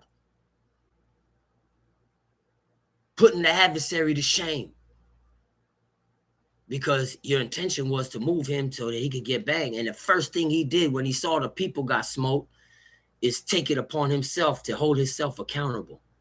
I have sinned greatly. He didn't say, hey, somebody messing up in here. For this evil to come on the people, one of y'all doing some wickedness, huh? Or a bunch of y'all. What's going on here? Is that what he said? Oh, men that have households. Is that what he said? No. He said, I have sinned greatly because I have done this thing in numbering the people. But now I beseech thee, do away with the iniquity of thy servant, for I have done very foolishly. That's not a presumptuous thing to ask for, to ask God to do away with the iniquity of thy servant. And, King David could ask that. You know what I mean? You could ask that too. I was just watching some of my brother's teachings. I think it was a clip that he shared on TikTok. He said, you know why God gave us these laws and showed us how to do it? So that you could be Abraham, so that you could be Isaac, so that you could be Jacob. Not for us to sit back and say, I can't do it. Yeah. That was them, they stronger than me. They're a different type of man, I ain't built like that. Those are the words and mentality of a fool. God's showing us in this book how to return to him, how to gain favor in his eyes, how to obtain wisdom, how to attain righteousness. And we keep making excuses for ourselves, wearing crutches. He said, do away with the iniquity of thy servant, for I have done very foolishly. He knows he got to admit, but he didn't hesitate to ask God to do away with it. And the Lord spake unto Gad, David's seer, saying, go and tell David, saying, thus saith the Lord, I offer thee 3 things. Choose thee one of them, that I may do it unto thee. So Gad came unto David and said unto him, thus saith the Lord, choose thee either 3 years' famine, or 3 months to be destroyed before thy foes, while that the sword of thine enemies overtaketh thee, or else 3 days the sword of the Lord, even the pestilence. You hear that? And that's what it's called. The pestilence is disease. And you hear some people break it down and say, oh, the pestilence is bugs and creeping things. No, it's not. It's disease. It's Old English. It means disease. And that is also what is called here the sword of the Lord. When we fall to sickness, the sword of the Lord is upon us in the land. It says, and the angel, and the angel of the Lord destroying throughout all the coasts of Israel. Now therefore advise thyself that word I shall bring again to him that sent me. Right. And so David had to choose. And what did he say? And David said unto Gad, I am in great strait. Yeah, you know what that means? I'm in the great strait, man. This is a dilemma here. How am I going to decide between this? Tom Sheep. Let me fall now into the hand of the Lord, for very great are his mercies. But let me not fall into the hand of man. David said, let me fall into the hand of the Lord, for great are his mercies, and let me not fall into the hand of man. He didn't know that by saying this, it was choosing the other option, because two of them was against him to flee from his enemies. I'm sorry, 3 years famine, and then the 3 months to be destroyed before his enemies, until the sword of his enemies overtake him, or 3 days pestilence in the land against the people. So he just said, let me fall into the hands of the Lord. I can't choose one. I mean, how is a righteous man going to choose any one of those? He said, man, I know it's on me, but man is merciless. Let me fall into your hand, O Most High. Tamshi. So the Lord sent pestilence upon Israel, and there fell of Israel 70,000 men. 70,000 men died. Tamshi. And God sent an angel into Jerusalem to destroy it. And as he was destroying, the Lord beheld, and he repented upon him of the evil, and said unto the angel that destroyed it, is enough. Said unto the angel that destroyed it, it is enough. It is enough. Stay now thine hand. And the angel of the Lord stood by the threshing floor of Ornan the Jebusite. Right. So God sent the angel to Jerusalem to destroy it. And as he was destroying, God looked and he repented of them of the evil. Even though he sent the angel to destroy, he felt sorry. I mean, us parents could relate to that. You're like, yeah, I told you, man, the next time you do this thing, I'm going to give you that whooping. And you about to go through with the whooping and you feel bad and you don't want to go through with it. Or you start whooping and you're like, oh, man, what am I doing? What have I done? And you feel sorry for the child immediately or sometimes before. And you don't administer the whooping. That's how God felt. He looked, the angel was destroying already. And he repented him of the evil. He felt bad. God don't change his mind. God don't go, oh, I shouldn't have done that. But when his heart and his reigns, because he's righteousness, because he loves us, even in our wickedness, he does not withdraw his love for us, because love is unconditional. And if it's not unconditional, it's not love. He looks upon them and he feels sorry for them, even though they deserve to be punished or destroyed. It's good to point out these things, because sometimes we feel like because we know our dirt, because we know our own wickedness, we're afraid to turn to God. We're afraid to ask for his mercy. At the same time, we should also know that if you feel bad about it, you should do something about it. We have to make amends, or else we'd look like a bunch of lip-serving fools before God. They'd come to him singing a song. And when the song is over, each one is back to our filth. The actions, the words, and the feelings all got to match up together for it to be love. And if it's not matching up, it's not love. Thank you, my brother. It's all cap. It got to match up or it ain't real. It's not repentance. And if you're not improving our behavior, if we're not improving the way we treat people, if we're not working on our heart to have a feeling for people, compassionate, considerate, merciful, care, then we're not capable of repentance. Tamshi. And David lifted up his eyes and saw the angel of the Lord stand between the earth and the heaven, having a drawn sword in his hand, stretched out over Jerusalem. Then David and the elders of Israel, who were clothed in sackcloth, fell upon their faces. And David. So they were clothed in sackcloth when they saw that the plague was broken out amongst the people and that they were dying. Everybody couldn't see this angel. David saw the angel with his sword drawn, standing in between the heavens and the earth, floating. And they clothed in sackcloth and fell upon their faces before God to beg him of his mercy, to beg him to stop. You see, it tells us in the previous verse that God saw the angel and said, "It is enough," and stayed his hand. But this is not in chronological order.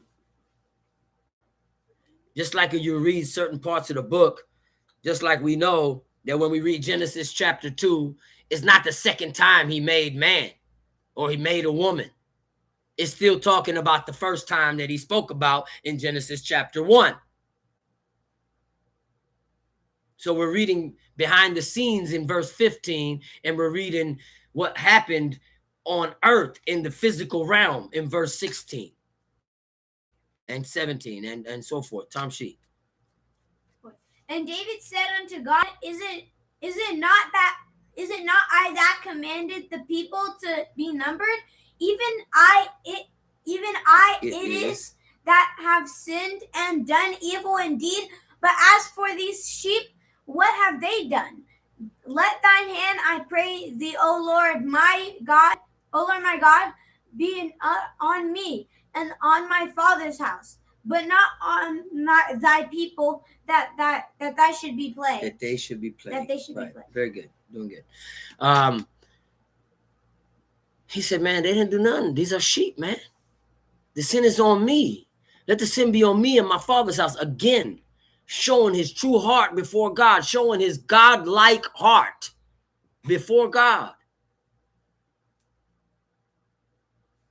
That this thing happened, that it would move him, that the people were supposed to get banged, but also for David to show himself before God, show himself righteous before God. That in this test, he didn't need nobody to come to him to tell him anything. He automatically said, the sin is on me. I did this thing. He didn't know he was moved by the adversary and moved by the Most High.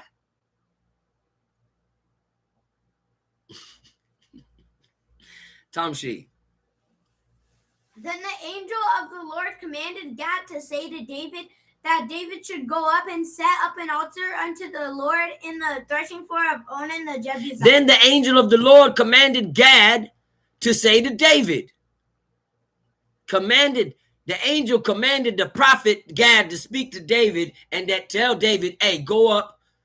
It don't mention this in 2 Samuel, but it's giving us behind the scenes again in 1 Chronicles, that the angel told the prophet Gad to tell David to go up and set up an altar unto the Lord in the threshing floor of Araunah or Ornan, the Jebusite. Araunah is the other name that is given him or that was written in 2 Samuel.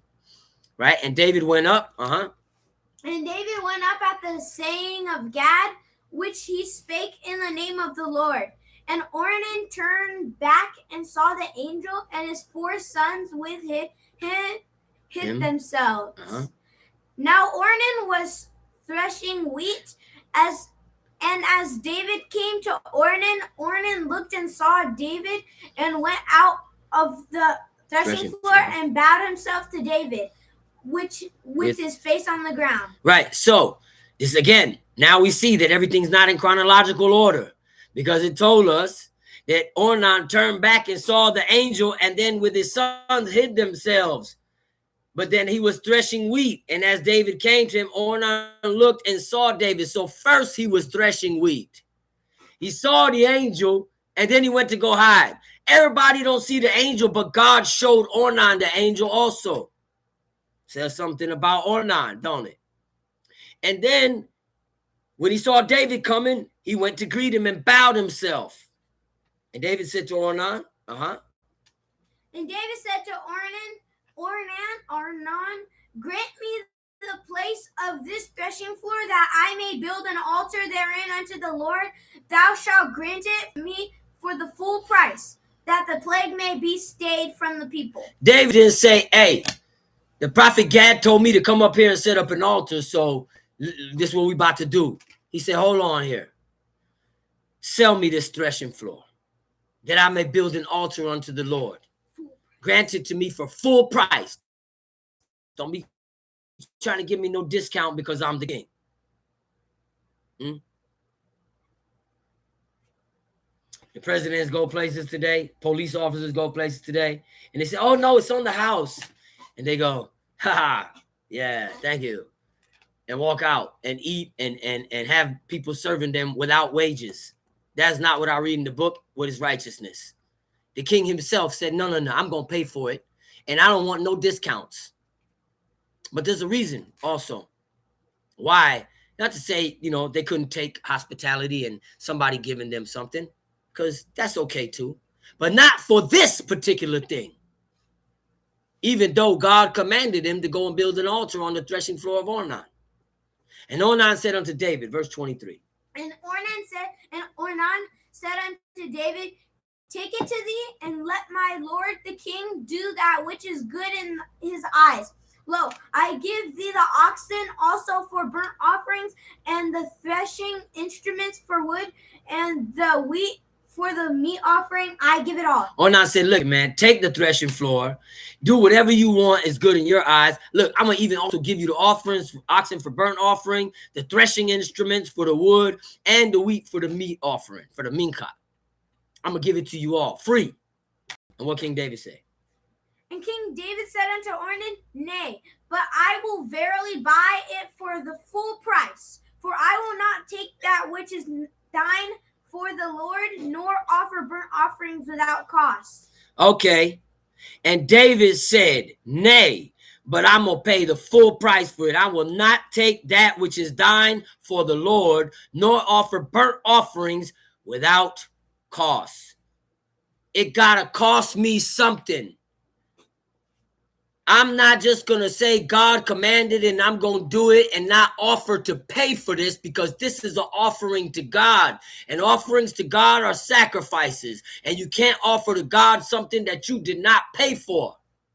You cannot make a sacrifice to God to something that don't cause you to lose out on something. And that's the way we need to make amends to God. That's the way we need to make amends to man. You must short yourself somewhere to show that you are sorry for what we have done.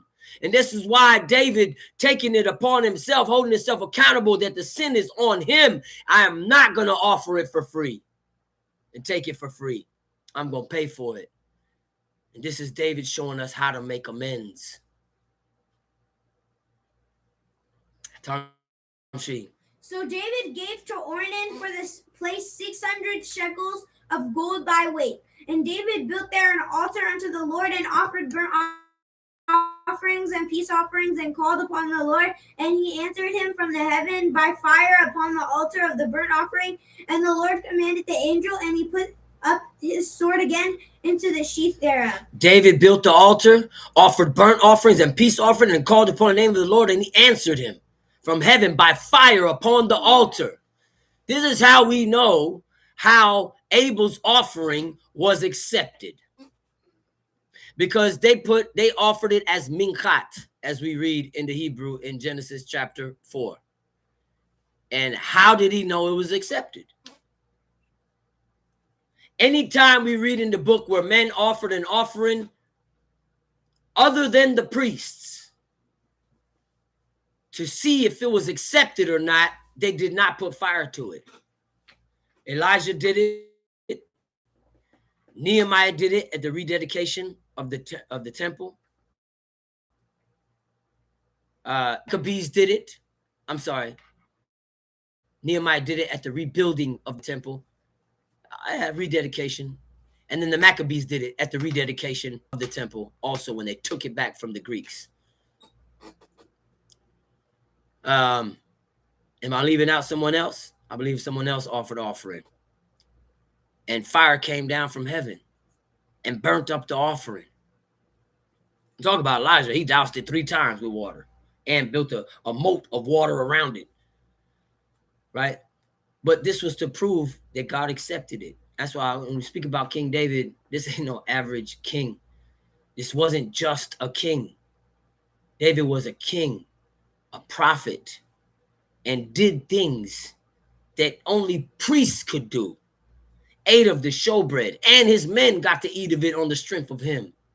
Offered an offering to God, and God's anger was appeased. And God answered him by showing him that he accepted David and the offering by licking it up with fire. Manoah, thank you. Solomon, thank you. In the time of the dedication of the first temple built, right? All of them did this thing. And this is how we know that it was accepted. Yeah, I said Elijah. Okay. But you see what he did? No man, no king did these things and was accepted of God. Now, this shows us that God will make exceptions for those who make exceptions for his laws. The same way he made an exception for Ruth, who was King David's great-grandmother, by the way.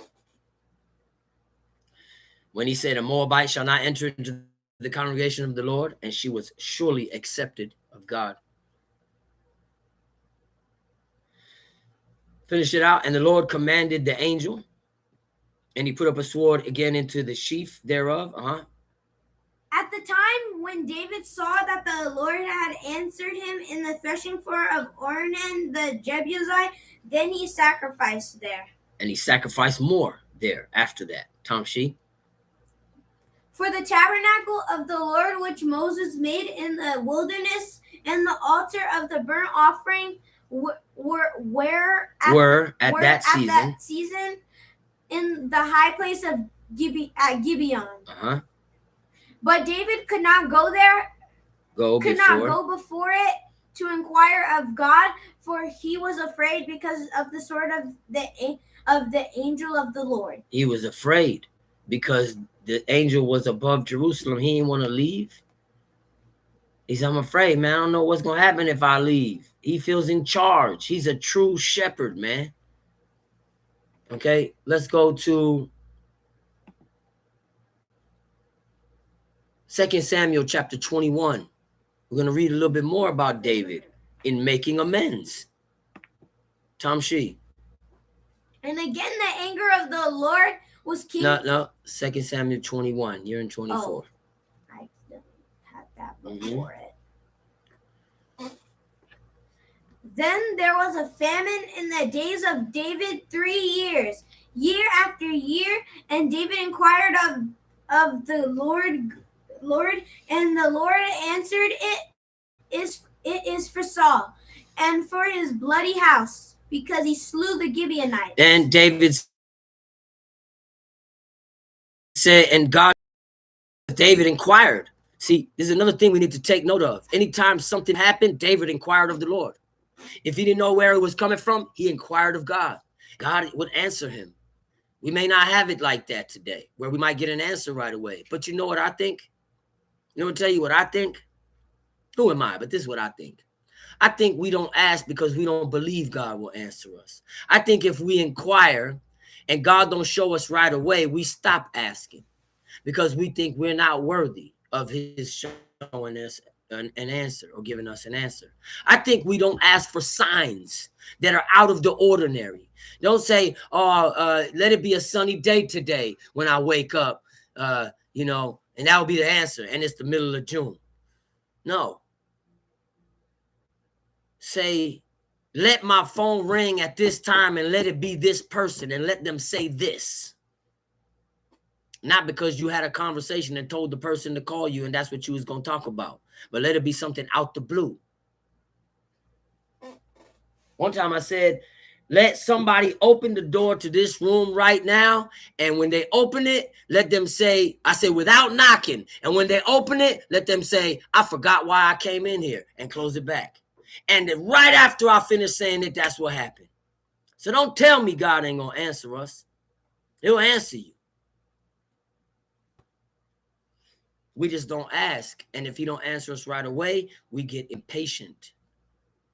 Another thing we need to think about, when the children of Israel were in the wilderness and we had to compass the land of Edom, and they said, God brought us out here in this wilderness to kill us with thirst and our cattle because there was nothing to eat and nothing to drink. And it says, then the people got impatient. In Hebrew, it says they got impatient. And you know why we get impatient? Or you know what it means to get impatient? It means that we lost trust with God. We start to panic. We start to panic before God. And we're afraid that God is not going to deliver us because we know our wickedness, that the guilt rides us, and we have not the confidence of good works, that we think we're not worthy of his help and his deliverance, or we're not worthy for him to answer us. So we stop asking. But I challenge you to ask until you get an answer, and don't get impatient. Don't take matters into your own hands, but don't move until you get an answer, and ask for a sign that is out of the ordinary. And tell me if anybody that called upon God's name was ever despised. Was there ever any that trusted in him and was confounded?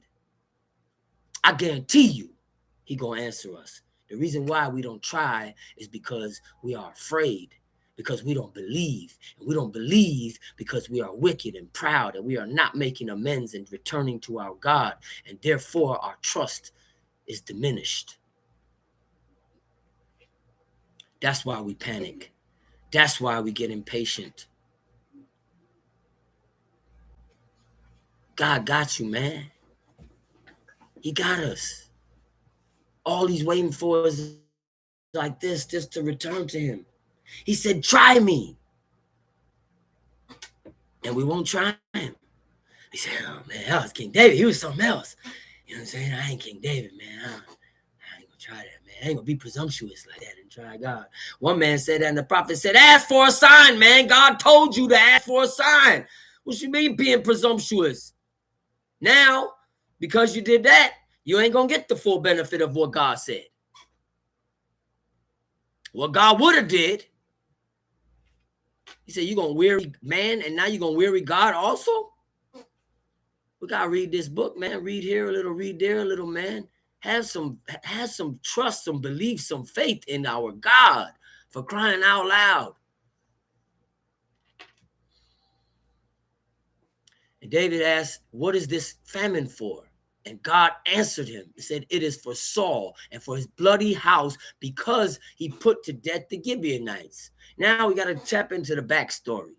This was 1,000 years later, almost, from the time of Joshua, when the men came from the city of Gibeah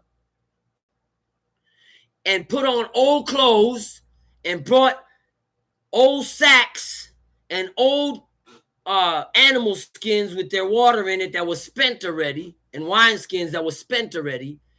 They lived right next door to the land what they have just destroyed, I believe was Jericho, or the Battle of Ai. And they feared Israel. And they said, man, we're going to pretend we're from far away. And we're going to tell them, hey, we come from a far away land, man. But we heard about everything that you guys doing. Can we just come and stay with y'all? And Joshua said, okay, solid. And he swore to them that he would not put his hand against them. Later on, it was found out that they lived right next door, that they deceived them and they lied. And Joshua said, well, we already swore. The princes already gave their word. So we cannot put our hands against them. We cannot kill them. Instead, they made them tributaries, which means they taxed them. They made them pay taxes. He said, man, they were smart for that. They sure was going to get put to the sword. But You can't take advantage of the goodness of God, and you can't take advantage of the mercy of God, right? And so they were supposed to be spared. That went down the way it did because God's hand was in that so that they could be spared. Remember what we read in the book, because they were Canaanites. So remember what we read in the book of the Wisdom of Solomon, because the whole book has to match up together. It's all sewn together like the seams of a garment, right? By one thread. And that one thread tells us that when Solomon was talking about that God gave the Canaanites place of repentance, that he didn't kill them little by little. It wasn't only, he could have killed them one time, but he killed them little by little and letting them live for generations, giving them place of repentance. It's not only because we didn't hearken to the command of God and we didn't destroy all the Canaanites like we were supposed to, but also there was this group of Gibeonites, Canaanites that came from the city of Gibeah that said, you know what? God looked upon them and said, I'm going to test them. I'm going to test them and the children of Israel by leaving them in the midst of them. And this is what happened in this part of the story. So now, years later now, Saul killed the Gibeonites. And he broke the oath that Israel had made. For generations, we kept that oath that Joshua and the princes made with the Gibeonites. And Saul broke that oath and killed them. So therefore, God caused a famine in the land. You see that? Because we broke an oath that we made to the heathen, like we like to call them, with the nations, with Canaanites, a cursed people. We broke that oath, and therefore God plagued us with a famine in the land of David for 3 years. Just let that sink in real quick before we think we understand and know God's judgments, right? And the king called the Gibeonites, Tom Shee, verse 2. And the king called the Gibeonites and said unto them, now the Gibeonites were not of Mind you, Saul was dead by this time. He just died. He just died, mind you. And David goes to the Gibeonites and said unto them, he said, now the Gibeonites were not of the children of Israel, but of the remnant of the Amorites, and the children of Israel, who were also Canaanites, children of Canaan. And the children of Israel had sworn unto them, and Saul sought to slay them in his zeal to the children of Israel and Judah. Verse 3, Tom Shee. Wherefore David said unto the Gibeonites, what shall I do for you?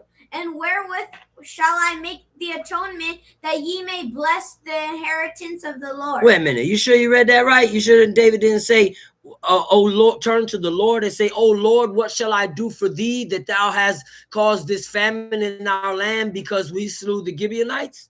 You sure it wasn't between us and God only?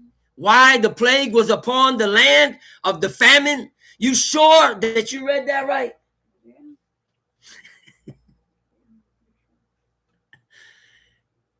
What shall I do for you? He's still learning the ropes, guys. He's doing good. You see David's reaction? He called the Gibeonites, said, what shall I do for you? Because he understood there is no repentance without making amends to man for the trespass that we have done against man before we can truly repent to God. That you may bless, that you people may bless the inheritance of the Lord. You Canaanites, you Amorites would bless the inheritance of the Lord. This King David, are y'all listening? Are we paying attention? He didn't say, man, they heathens. They can't bless us. You know how they bless us? When we do them good. And they say, blessed be that people. They're good for how they treated us. And God hears them and says, I got you. I'm going to bless y'all now.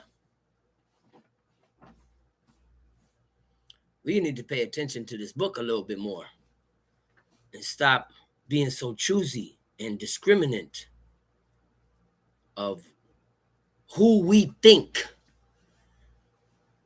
or who we judge. Talking about I'm judging according to what the book say.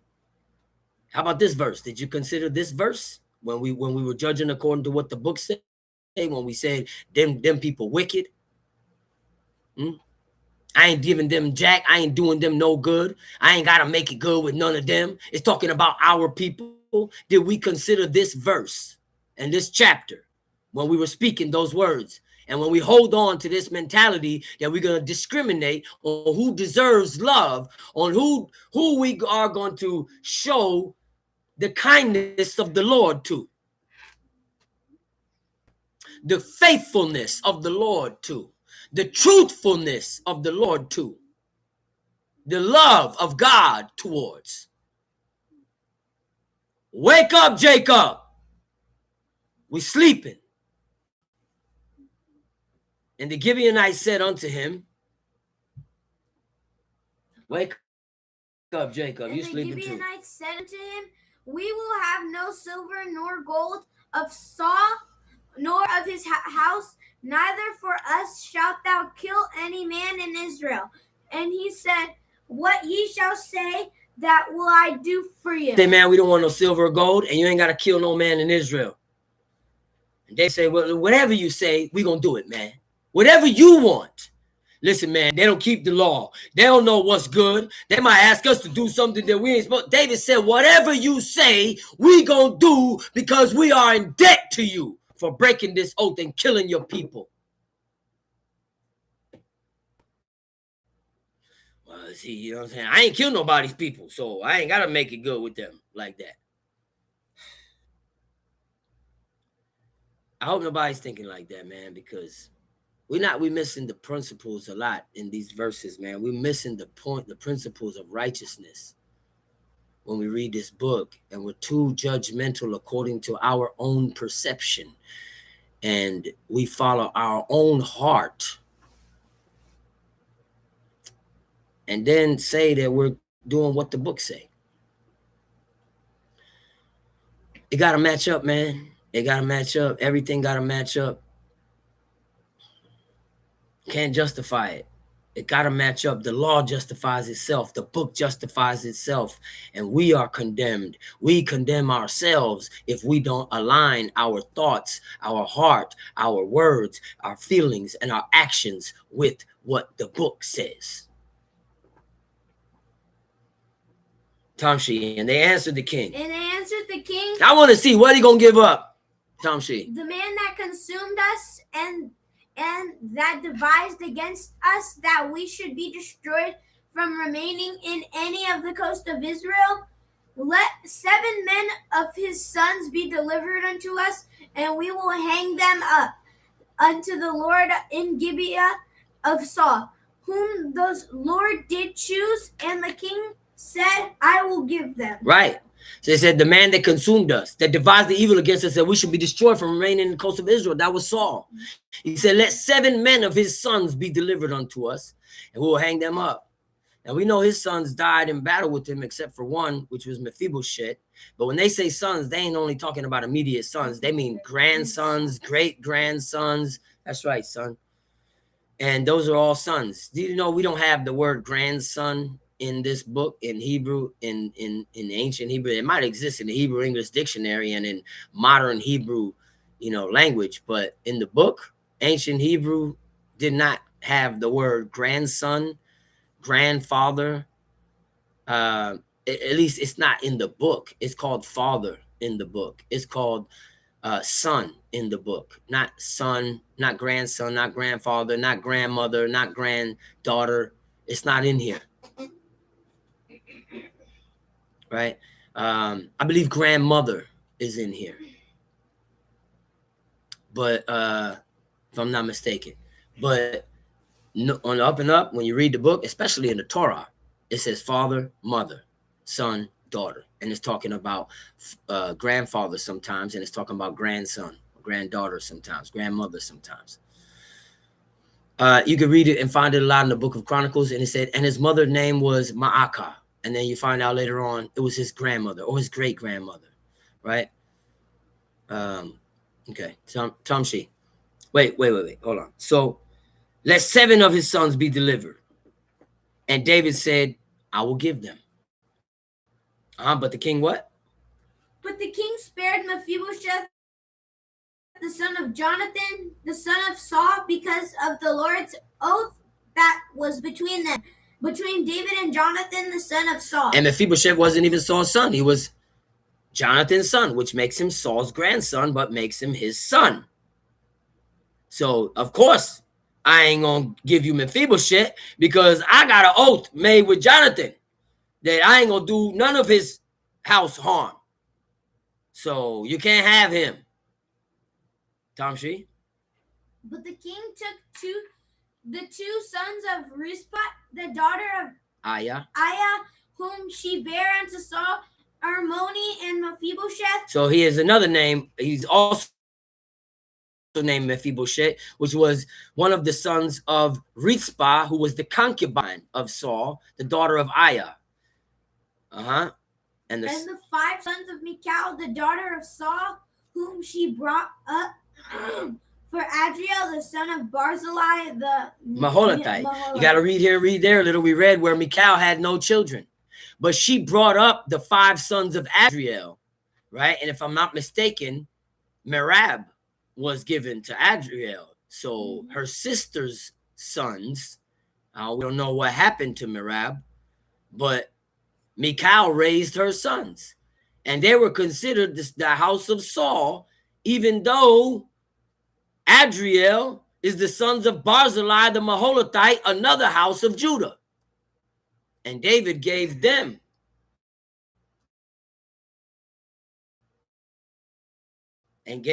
with the 2 sons of Rizpah, the concubine of Saul, and those were the 7 that he gave up. We learn a lot in this verse.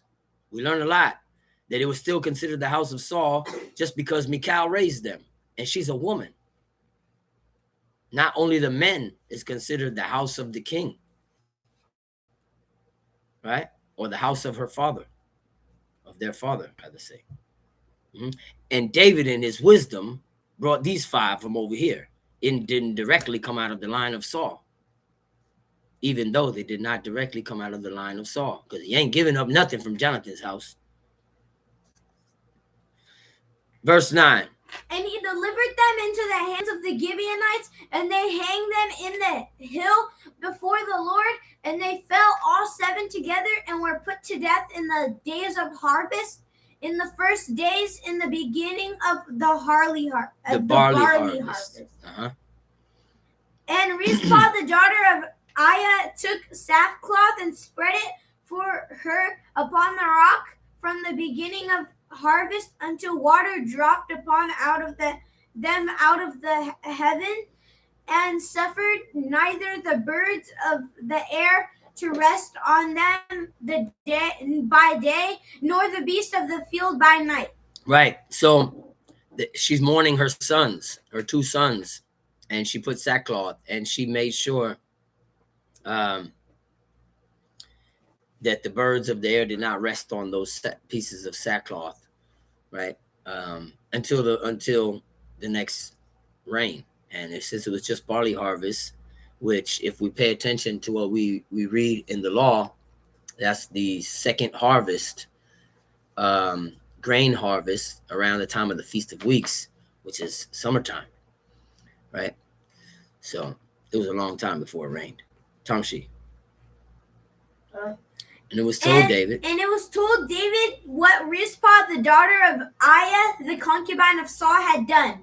And David went and took the bones of Saul and the bones of Jonathan his son from the men of Jabesh Gilead, which had stolen them from the street of Bethshan, where the Philistines had hanged them when the Philistines had slain Saul and Gilead. Right. The men of Jabesh Gilead, when they took them from the street of Bashan, when they went to go get the bones of Saul, because they were the Philistines hung them up in their temple. And they fought like, you ain't gonna do our king like that. And fought and went up in the temple and took those bones. So David went and gathered the bones of Saul and Jonathan and the rest of his sons and the ones that were slain, so that he could bury them. And he brought them up from thence. And he brought up from thence the bones of Saul and the bones of Jonathan his son, and they gathered the bones of them that were hanged. And the bones of Saul and Jonathan his son buried they in the country of Benjamin in Zelah, in the sepulchre of Kish his father. And they performed all that the king commanded, and after that God was entreated for the land. And after that, God was entreated for the land. He didn't say, I don't know about that, man. They give me a nice ask for Saul's people to be killed, the children of Israel, my people to be killed. I don't know about that. That's not how you make amends. God says solid. That's what they asked for. Give it to him. King David said, give it to him. God said, that's acceptable.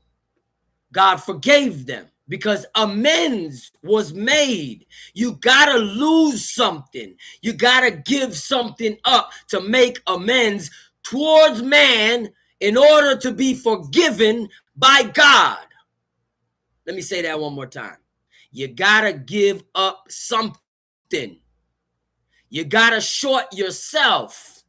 You got to make some type of sacrifice that causes you to suffer or to lose in order to make amends with God. In order to make amends with man to be forgiven by God. I hope we're paying attention. This is not my words. This is the book. Now let's our final stop. There's some more we went through. I got a whole nother hour full of verses and chapters in the book that show where we got to make amends first before God accept us, before God forgive us, before he removed the punishment and his hand from off of us. But our last stop, the book of Jonah, chapter 3 for today. I like that, Chief Mikael. Allow yourself to be subjected. That's it. Jacob was willing to be Esau's servant just to make amends for how he felt because he carried forth his mother's command, but still held himself accountable because I did it. These are lessons, man. Jonah, chapter 3, Tamshi. And the word of the Lord came unto Jonah the second time, saying, Arise, go unto Nineveh, the great city, and preach unto it the preaching that I bid thee. By the way, mind you, Nineveh is a city in Assyria, a popular, a walled city that is of a high population of people, a big city. Tamshi. So Jonah arose and went unto Nineveh according to the word of the Lord. Now Nineveh was an exceeding great city of 3 days' journey. Meaning it take 3 days to walk from one side of the city to the other. And Jonah began to enter into the city a day's journey, and he cried and said, Yet 40 days, and Nineveh shall be overthrown. So the people of Nineveh... That's a big city, man. It ain't going to take you a day to walk from one side of Brooklyn to the other. They said it took 3 days.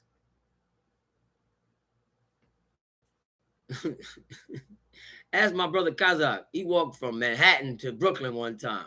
Probably more than once. That's Chief Kazakh. It don't take you that long. It don't take you a whole 24 hours. We're not raising hands right now. This is not. I don't have...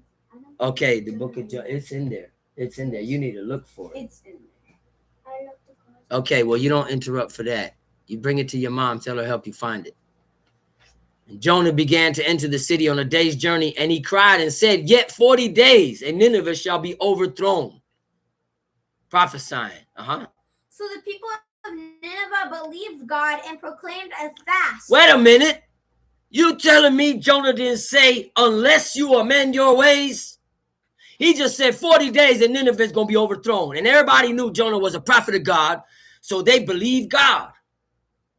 He didn't say they believed Jonah. When the people in the wilderness didn't believe Moses, God didn't say, because you did not believe Moses. He said, because you did not believe me. Anybody speaking the word of God from this book accurately, whether they quoting or paraphrasing, and you don't believe them, it's not that you don't believe the teacher, you don't believe the speaker, you don't believe the rebuker, you don't believe God. And that's how God is judging it. We can say what we want out of our mouths. The book tells us the way God think. The book tells us the way God judges. And he did not tell him or else when he said Nineveh shall be overthrown if you don't do this. It said the people heard that and they believed God and immediately proclaimed a fast. You gonna tell me that they ain't got good in them? And put on sackcloth. God sent prophets to Israel and spoke to them. Did the people fast? No. They said, get out of here before we stone you. So I said a lot of the people that we call wicked, they're better than us. Who are we to withhold good from them? From the greatest of them, what kind of a representative of God are we? And we're supposed to be his people. From the greatest of them, even to the least of them, put on sackcloth. Tom Sheet, verse 6. For a word came unto the king of Nineveh, and he arose from his throne, and he laid his robe from him, and covered him with sackcloth, and sat in ashes. He arose from his throne, he put off his robe from him, and covered himself with sackcloth and sat in ashes. This is the king of Nineveh. Okay, that counts big before God, because he's the king. We see how God held the king responsible for whatever the people was doing. I didn't get to the best part. I asked myself this question for years. It puzzled me. I said, why would God move King David to number the people? Why would he allow the adversary to provoke King David to number the people? Okay, we know that it's because the people was deserving of punishment. We read that in the book. But why would he allow this to happen to King David, knowing that afterward he's going to bang him with a heart attack? Because after that is when he caught the heart attack. It said his heart smote him. That's in 2 Samuel. His heart smote him. His heart smote him after that. I said, why would he do that? Move him, knowing that he got to bang King David. What did King David do for that? Because he's already suffering punishments from evil being raising up to him in his house, even though his sin was put away, even though his sin was erased in the matter of Bathsheba, in the matter of Uriah the Hittite. So why would God do this? And it puzzled me for years. And then one day I read it in Psalms 119, where, and I'm paraphrasing, but it's in there. You can check it out for yourself. Read the whole thing. It's great. It's really good to give us, show the heart of the man who had a heart like unto God. But he says, he thanks the Lord for for chastising him, for it made him better. And I read that and I said, there you go right there. The devil think you're doing something, but God sitting back laughing because it was all part of his plan to begin with. See, the adversary thought he gonna move David so that God could bang David and that he could rejoice and say, ha ha, I told you he would turn on you and I got you to bang your favorite servant. No. God could see what he can't see. And God looked on him and said, okay, go ahead, move him. Watch this. Because God is patient. He's long-suffering. And after everything, David took that heart attack and pushed up on God harder than ever before. And he became better than he was before he numbered the people. And that's why God brought that upon him and used him for that, not only to make an atonement and for what we read, to show his colors before God and to show his heart of God in that situation, but also that after he did all of that and showed his true heart like unto God for feeling for the people and blaming himself and then making an atonement for the people like a true shepherd, he got banged with a heart attack and he ate it and said, I deserve it. My sins is more than the hairs of my head. You know what? I'm going to push up on God harder now. And this is why I say we need to keep these things in mind, because when we get chastised, we like to get down on ourselves and we condemn ourselves before God, and we miss the whole point of what his chastisement is for, is that we may bethink ourselves and turn from our evil ways and walk upright before him and be better and improve before God.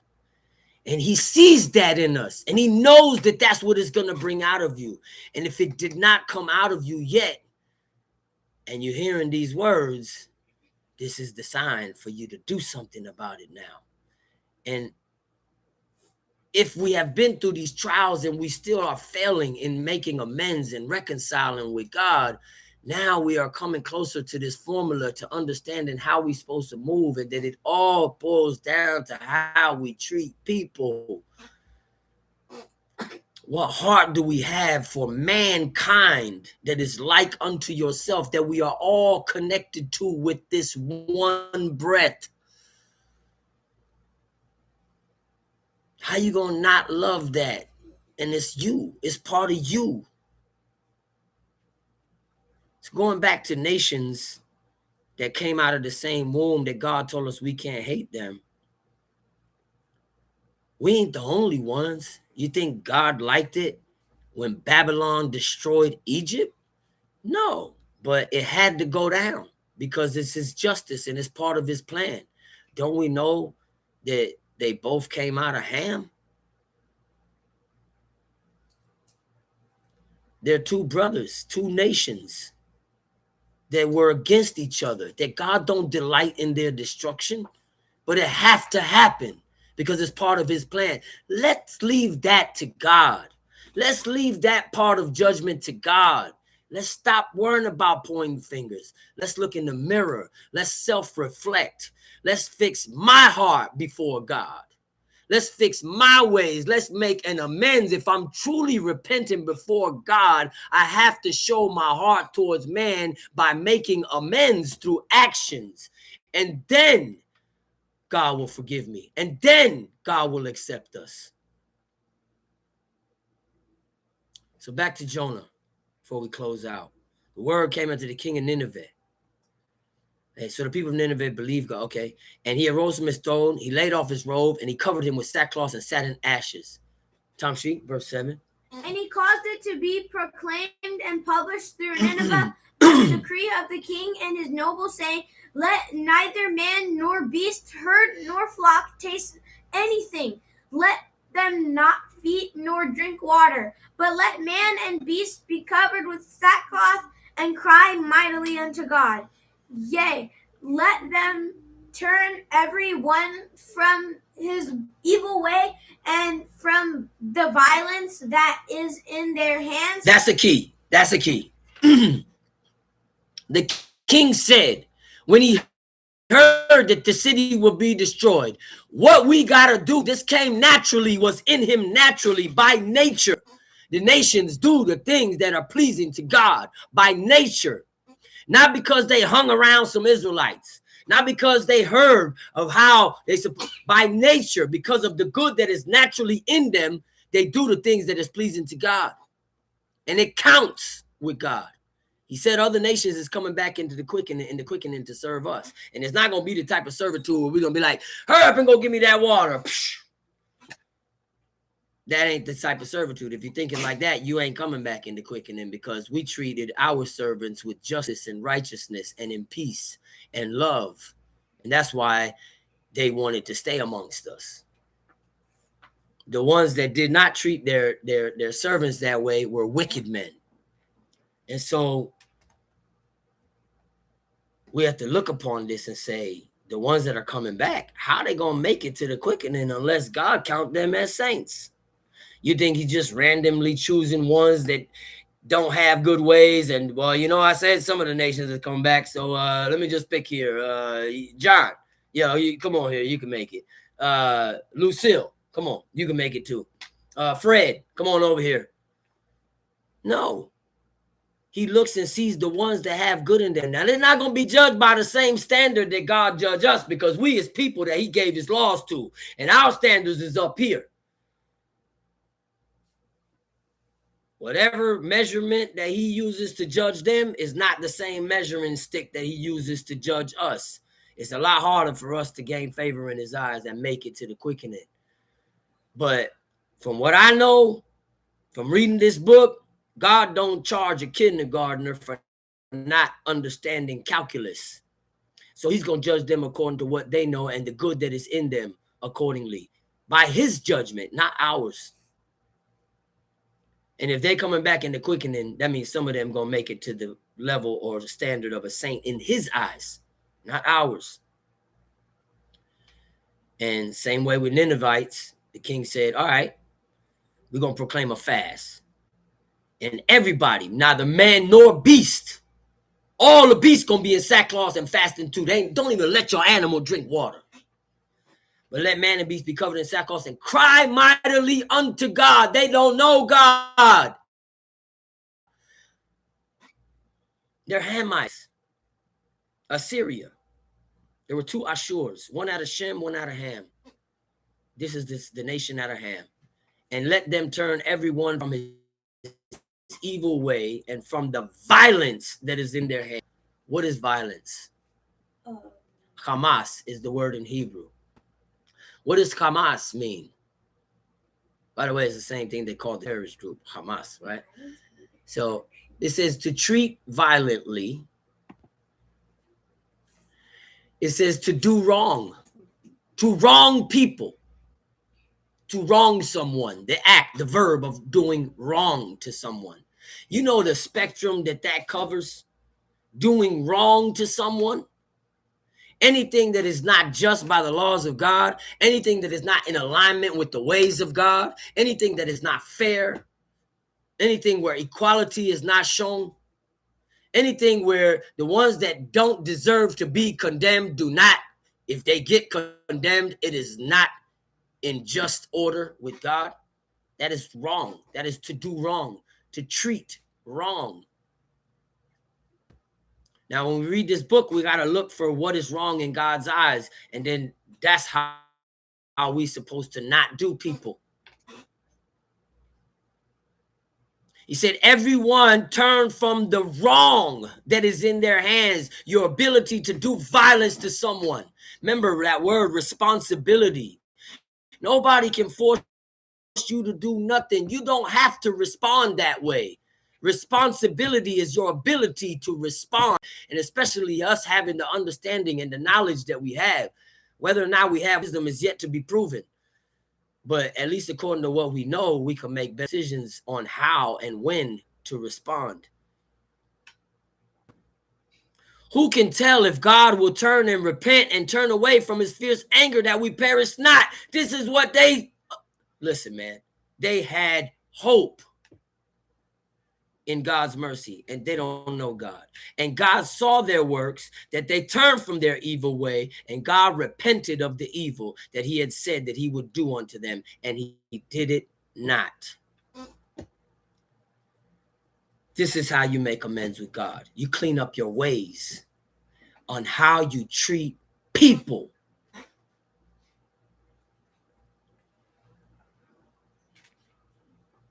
And the last thing I'm going to do is read to us the definition of mishpat, which is judgment.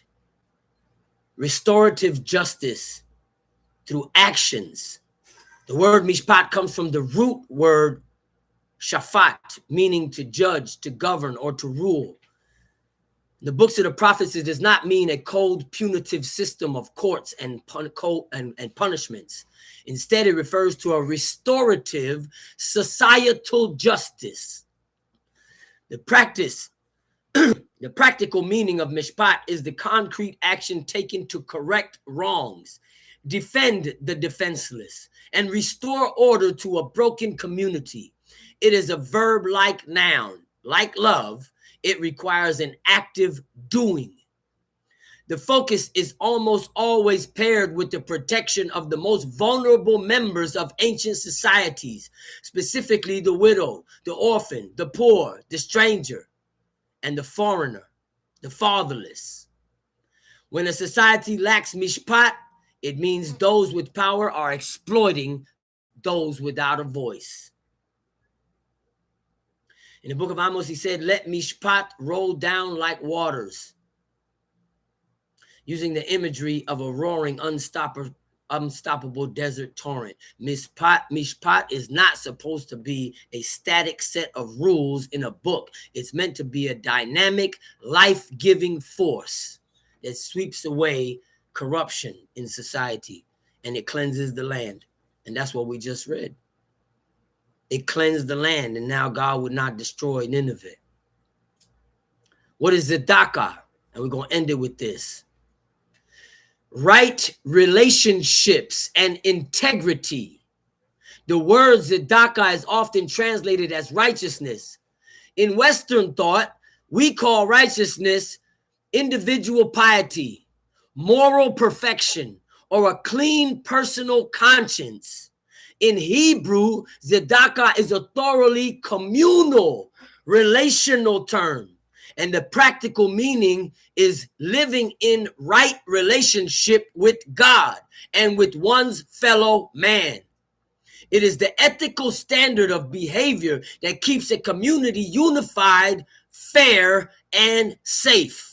It means fulfilling your moral obligations to people around you, period. People around you.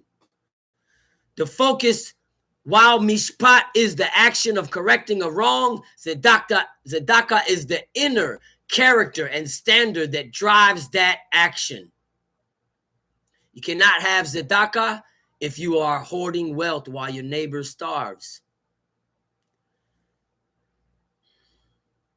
In contrast, it's talking about he looked for mishpat, is referring to parts in the book. An example, Isaiah 5, he looked for mishpat, which is justice, but saw bloodshed. He looked for tzedakah, righteousness, but he heard a cry because the people were being abused. Isaiah uses a brilliant Hebrew wordplay to contrast what God wanted versus what the nation produced. Instead of right relationships, the prophet hears the weeping and agonizing shriek of the oppressed victims. You can't have tzedakah without mishpat. They go hand in hand. They're part of the blueprint of God's law, and they work ideally and harmoniously together where everyone is treated with dignity. And with that, I hope that everybody is inspired by the words of the Most High, by the words of his prophet Moshe, by the words of the scribes chosen to write the accounts of King David, by the words and actions of King David, by the words of his prophet Shemuel, and by the words and actions of his prophet Jonah. I hope that we will all humble ourselves, turn from our evil ways, purchase a heart, and walk upright before our King and our God. I bid you have the ancient tongue of our fathers. Shabbat Shalom Lechem. Shabbat Shalom Lechem. Anybody have any questions before I close this out?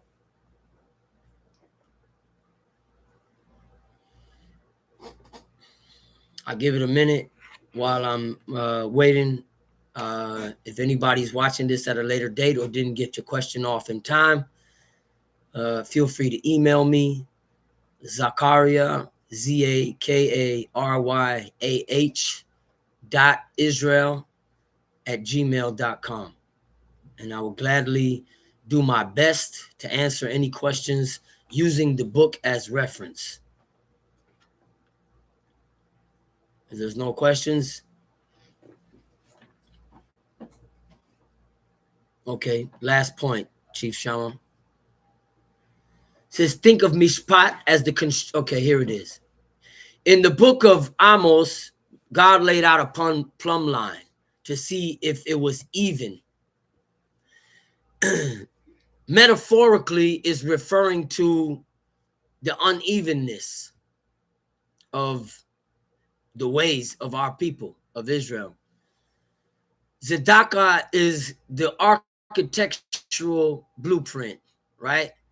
And mishpat is the construction work that's required to build it up and keep it standing, right? So if the tzedakah is not straight, rather if the blueprint is not designed properly, then the judgments will be uneven.